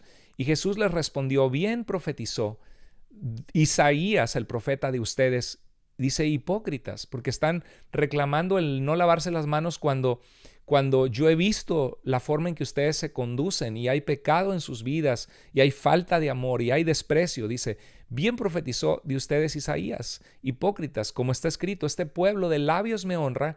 Fíjate cómo hay iglesias, hay sectas, hay falsas doctrinas que de labios honran a Dios. Dice, pero su corazón está muy lejos de mí. Mas en vano me rinden culto, enseñando como doctrinas preceptos de hombres. Y hay a veces así preceptos de hombres, ¿no? Que se meten en... Ahora, hay cosas secundarias. Por ejemplo, la Biblia no habla de tener un grupo de jóvenes, de hacer actividades de jóvenes deportivas, pizza, traerles un estudio bíblico. La Biblia no divide grupo de jóvenes, grupo de hombres, de mujeres. Eso son cosas secundarias en cómo la iglesia involucra prácticas para ser relevante en sus épocas. Y a veces esas maneras de organizarse pasan en la relevancia y luego la iglesia se vuelve irrelevante. El qué nunca cambia. La autoridad de la palabra de Dios es la que nos rige. El quién nunca cambia. Jesucristo es nuestro único y suficiente Salvador y la cabeza de su iglesia. El cómo cambia. O que si hacen servicio para jóvenes, que si se reúnen un domingo o se reúnen un sábado, o un lunes o un martes, que si se reúnen, en un salón redondo o en un salón cuadrado, que si cantan música más contemporánea o himnos más viejitos, los ritmos, la forma de alabanza cambia desde los cantos gregorianos a través de luego los himnos, como Martín Lutero que compone Castillo fuerte es nuestro Dios, el órgano en las iglesias, el piano, la guitarra eléctrica, la batería. Todas esas son cosas que es el cómo cambia, porque según las épocas y la cultura, lo que nunca debe cambiar es el qué y el quién. Entonces Jesús le dice, dejando el mandamiento de Dios, ustedes se aferran a la tradición de los hombres, y hay muchos que hacen eso, que siguen preceptos de los hombres, incluyendo los que están declarando, y declaramos y decretamos. Espérate, ¿dónde dice la Biblia que declares y decretes?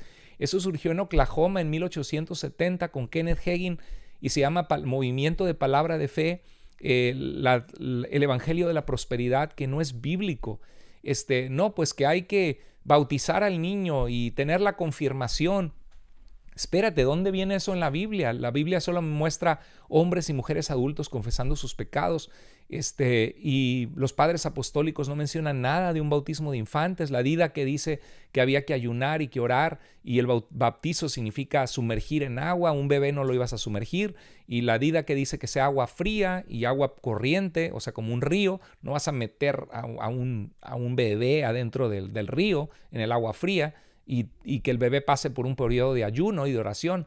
Entonces hay cosas que no encajan y donde uno tiene que ser humilde y decir, espérate, nuestra iglesia, nuestra denominación por tradición practica esto, pero yo estoy consciente que no hay una base tan fuerte bíblica para la herencia doctrinal denominacional que me ha llegado a mí. Estoy agradecido por todas esas cosas hermosas de mi denominación, pero con esto no estoy de acuerdo ni con mi propia denominación. Se vale. Porque nuestra mente está cautiva, nuestra conciencia a la obediencia de la palabra de Dios y de su Espíritu Santo, de lo que Él ha revelado en su palabra. Jesús reclamaba a los religiosos de su época por seguir tradiciones de hombres. Entonces las diferencias dividen. Las diferencias que dividen son las doctrinas, los aspectos en la práctica de la vida cristiana y el culto público, la moralidad y valores, y también ir en contra de la palabra de Dios, como ahorita está pasando en muchas iglesias. Y las áreas principales que provocan la falta de unidad son estas. Esto es algo que se podría hacer una serie, pero es importante abarcarlo también y voy a tratar de hacerlo lo más rápido posible. Por ejemplo, las iglesias en tradiciones se dividen entre el calvinismo y el arminianismo. El calvinismo cree que Dios ha elegido un grupo selecto de personas soberanamente para que sean salvos, para regenerarlos, darles fe, arrepentimiento, para que vengan a la fe. Y el arminianismo cree que la gracia de Dios se necesita para que los hombres sean salvos, que la salvación es de Dios, pero que hay posibilidad para a todo el que no es salvo, todo aquel que cree, de tener salvación. Y difieren en algunos puntos, pero aunque difieren, están de acuerdo en que la salvación es por gracia, por medio de la fe, y es a través de Cristo. Y eres calvinista o eres arminiano, somos hermanos en el Señor Jesucristo. Qué hermoso es eso. Yo he hecho videos tratando de hacer exégesis bíblicas de ciertos pasajes que considero que el calvinismo malinterpreta. Yo creo que 1 Timoteo 2:4 es cierto, que Dios quiere que todos los hombres sean salvos y vengan al conocimiento de la verdad, pero que no todos van a ser salvos. Pero eso no hace a mis hermanos calvinistas menos hijos de Dios, menos inteligentes, porque son inteligentes, porque aman al Señor, porque estudian teología, y podemos unirnos de la mano y orar unos por otros en saber que la salvación es por gracia, por medio de la fe, porque el calvinista no sabe a quién eligió Dios y a quién no, y lo que hace es, o lo que debería hacer, y muchos sí lo hacen, es predicar a Cristo, porque es el medio que Dios escogió para llamar a los escogidos como ellos lo piensan. Los dones espirituales sobrenaturales dividen iglesias. Algunos tienen un énfasis en lo sobrenatural, otros no. Estamos más centrados en las escrituras. Algunos limitan la obra del Espíritu, otros no. Otros dicen, yo no limito lo que Dios puede hacer, pero me someto a la palabra de Dios, que es lo que Dios quiere que proclamemos y lo que nos da vida, y que la palabra de Cristo debe morar en abundancia en nosotros. La escatología, la doctrina de los últimos tiempos.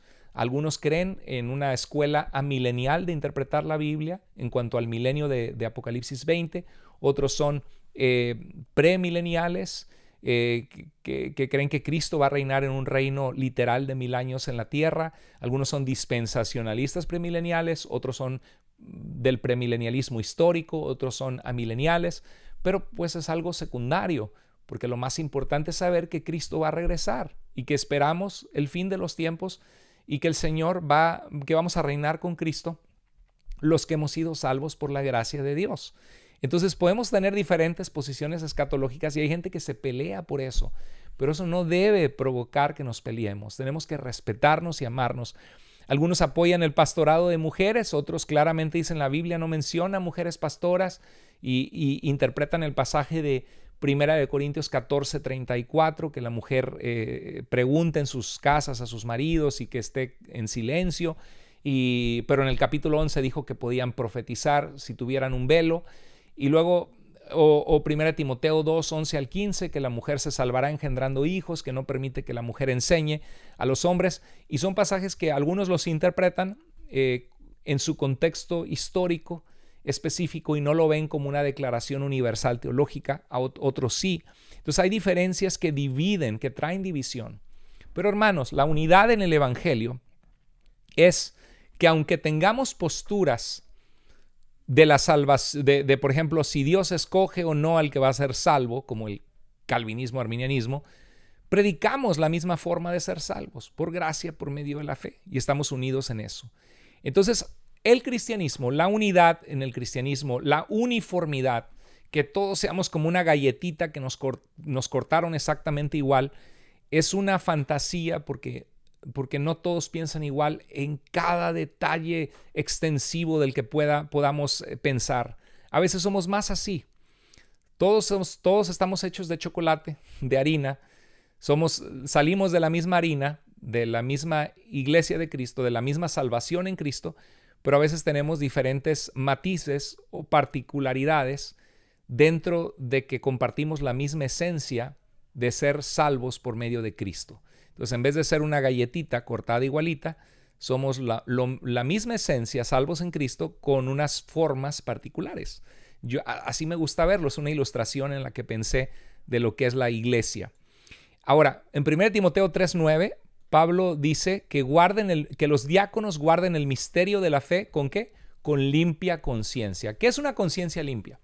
Una conciencia sucia es que yo sé que estoy mintiendo, engañando y hago lo que hago y no me importa, ¿no? O sé que estoy mal y no cambio. Dice en 2 de Timoteo 1:3, doy gracias a Dios al cual sirvo desde mis mayores con limpia conciencia. 1 Juan 3:20, pues si nuestro corazón nos reprende, mayor que nuestro corazón es Dios.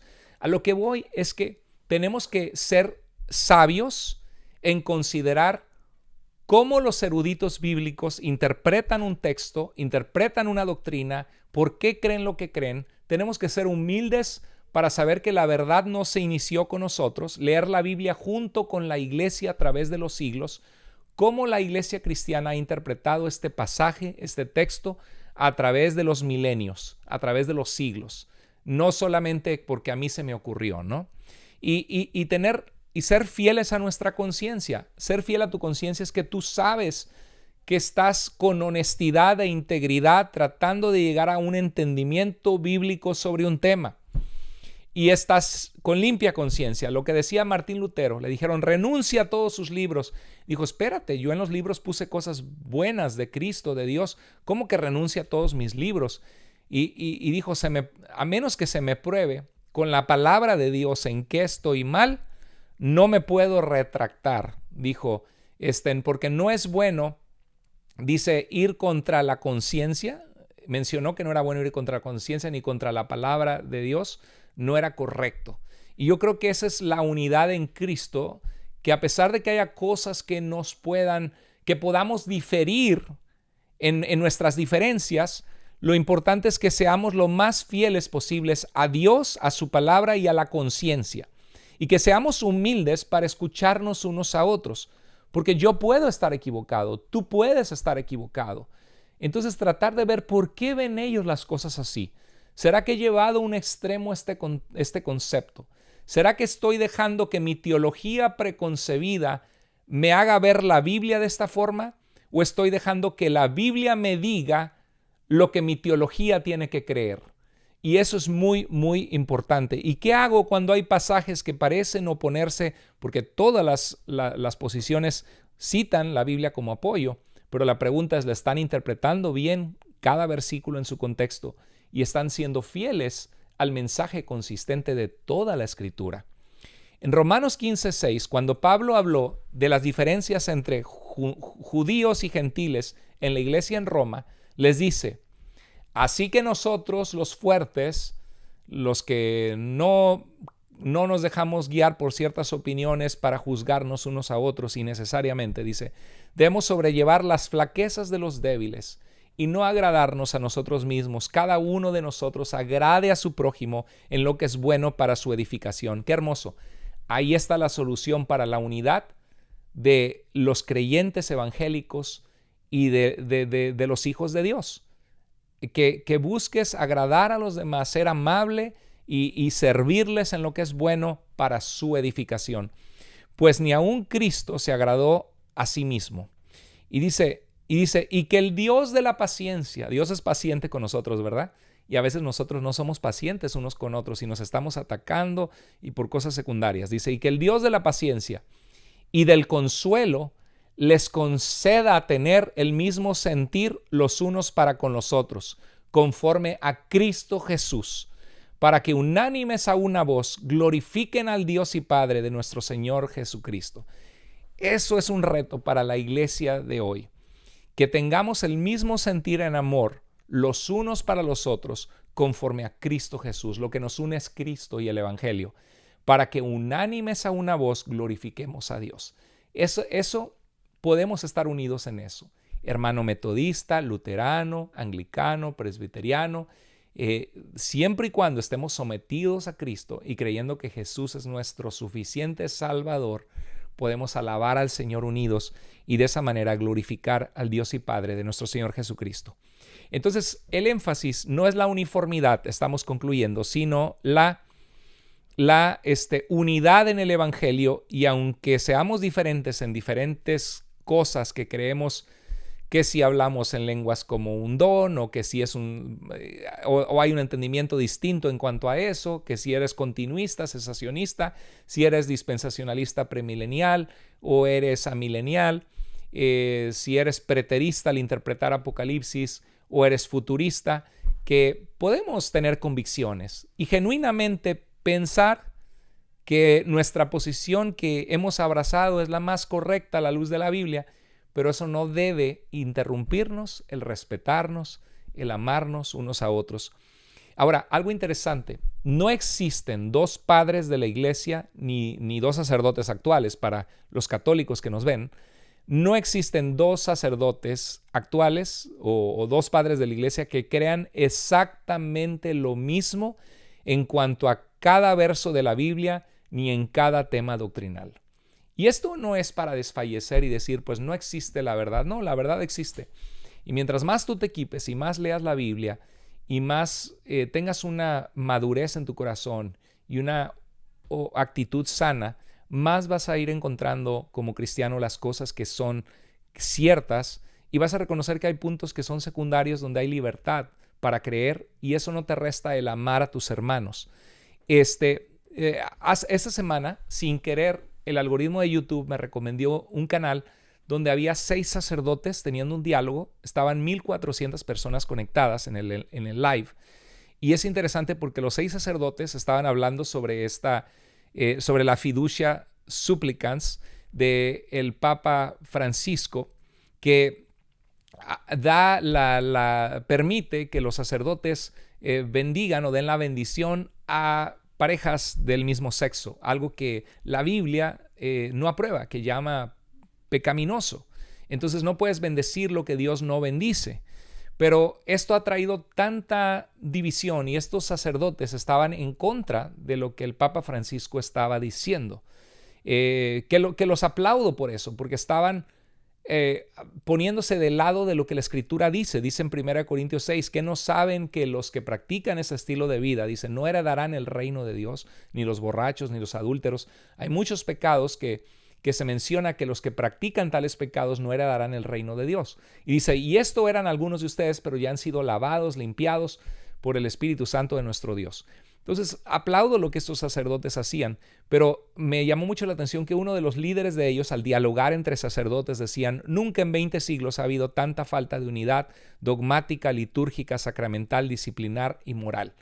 Entonces, para aquellos católicos romanos que creen que solo la Iglesia Católica Romana tiene unidad porque es una institución que impone a través de la coerción y del control, eso no es unidad, y que porque otros no están dentro de esa institución no tienen la verdad, erran, porque ni dentro del mismo catolicismo romano existe una unidad absoluta en todos los aspectos. Entonces, lo que ellos critican, ellos también lo viven y son parte de la misma problemática de que como seres humanos estamos sometidos, aunque ellos están sometidos a su magisterio, en realidad deberían callarse y aceptar todo lo que el Papa diga, según porque de acuerdo al Concilio Vaticano I de 1870, el Papa es infalible, en la teología de ellos. No, gracias a Dios que no es la nuestra, que ni el mismo Pablo estaba sujeto a Pedro y le podía confrontar cuando no andaba conforme a la verdad del Evangelio. Nosotros en amor siempre estamos sometidos a la palabra de Dios. Nuestra conciencia está cautiva a la palabra del Señor. Entonces, la unidad no significa uniformidad, no significa que en todo lo vemos igual. Ahora, tenemos que ser humildes y escuchar y aprender teología y leer la Biblia. Me gusta mucho esta frase que se ha atribuido a San Agustín, pero no encontré una fuente firme que lo avale. Dice, en lo esencial unidad, en lo dudoso libertad, pero en todo caridad. Me encanta, caridad significa amor. Entonces, en lo esencial unidad. Hay un Dios todopoderoso que creó los cielos y la tierra, como dice el credo, creador de todo lo que existe, lo visible y lo invisible. Hay un Señor Jesucristo que vino por nuestros pecados, se encarnó de María la Virgen, fue crucificado bajo Poncio Pilato, al tercer día resucitó, vendrá nuevamente con gran poder y gloria a juzgar a los vivos y los muertos y su reino no tendrá fin.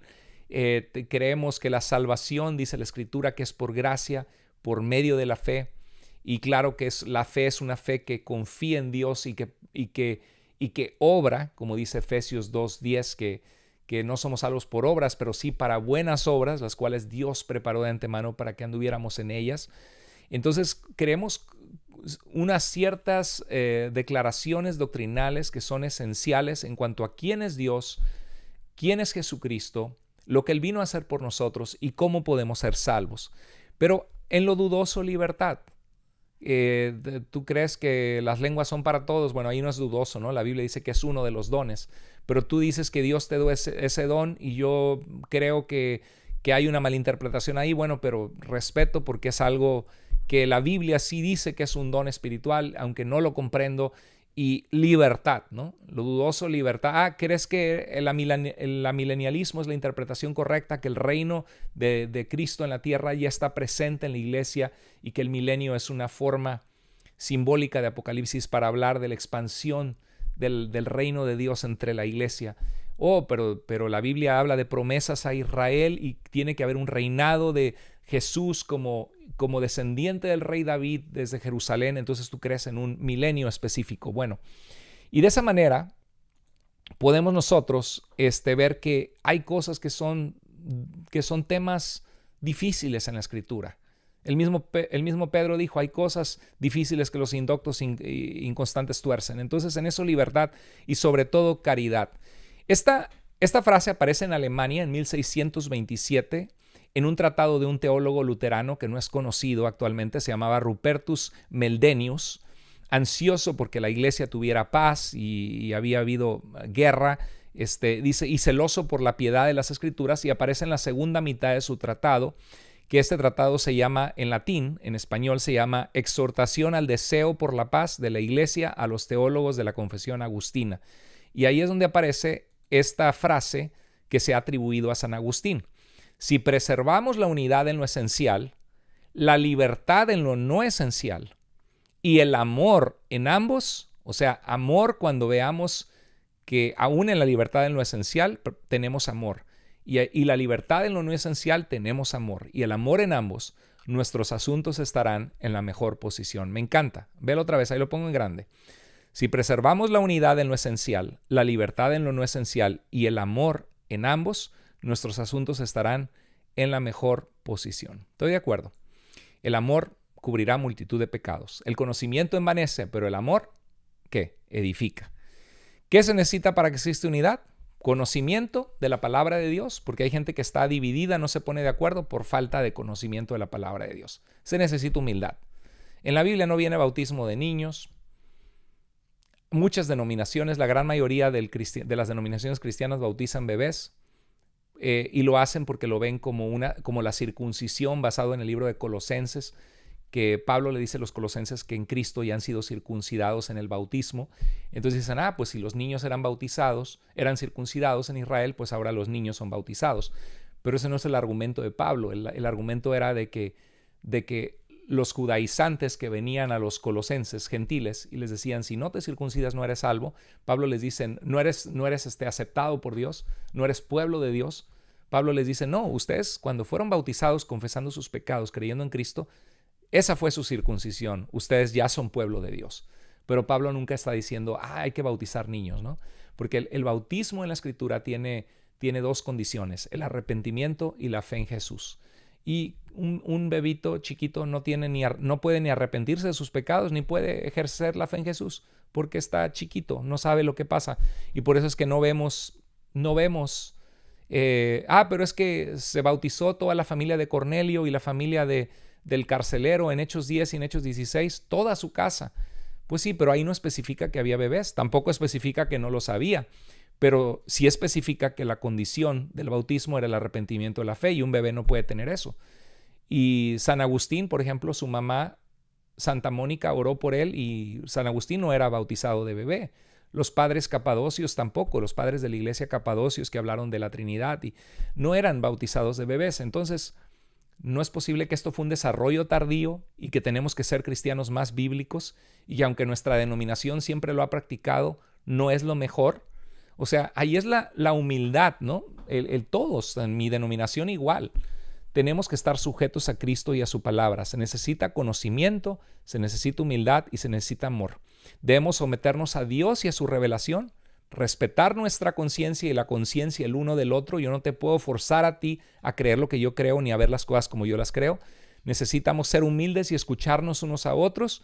Necesitamos asumir responsabilidad de la posición doctrinal que tengamos, pero eso no debe ser obstáculo para amarnos, para querernos en Cristo, para ser hermanos en la fe, para abrazarnos y orar unos por otros. Termino con esto. Gracias por su paciencia. Disculpen que se alargó este tema, pero es un tema muy importante y necesario. Espero que haya sido de edificación, de bendición para tu vida. Espero que haya podido aportar algo que nos ayude a entender que hay muchos obstáculos para la unidad plena. El decir, vamos a hacer una sola iglesia, por ejemplo, vamos a congregarnos los domingos juntos y algunos hablan en lenguas, otros no, unos declaran, otros se someten a la escritura. Obviamente que hay cosas que hay doctrinas falsas, hay doctrinas que no son exactamente bíblicas y hay opiniones que son secundarias. Espero que con esto haya aportado algo, no para dividirnos más, sino para ser humildes y reconocer que hay diferencias, porque no se puede tener unidad si primero no nos damos cuenta que hay diferencias genuinas y no exploramos de dónde vienen esas diferencias, pero con el afán de amarnos y recibirnos y aceptarnos. Colosenses 3:12 dice, como pueblo escogido de Dios, santo y amado, revístanse de afecto entrañable que venga de tus entrañas, que no sea hipócrita, que sea sincero, que ames a tus hermanos, de bondad, de humildad, de amabilidad, de paciencia, de modo que se toleren unos a otros. Ok, hermano, tú eres calvinista, yo no lo soy, pero ¿sabes qué? Te tolero porque yo sé que tú amas al Señor, yo sé que tú predicas a Cristo, yo sé que tú crees en la autoridad de Jesús, de la palabra de Dios, yo sé que tú quieres que toda la gloria sea de Dios y que solo Cristo salva. Estamos de acuerdo en eso, que somos salvos por gracia, por medio de la fe. ¿Tú entiendes esto? Bueno, a tú y tu conciencia yo te comparto por qué no lo entiendo así. Te escucho, tú me escuchas, nos amamos, nos toleramos unos a otros y nos perdonamos si nos hemos llegado a ofender. Si alguno tiene queja contra otro, así como el Señor los perdonó, perdonen también ustedes. Por encima de todo, vístanse de amor, que es el vínculo perfecto. Bueno, hermanos queridos, espero que haya sido de mucha ayuda. Déjame tus comentarios. Gracias a todos aquellos que se conectaron, que compartieron este video. Por favor, si te gustó esta enseñanza, dale un like porque eso hace que el algoritmo lo comparta.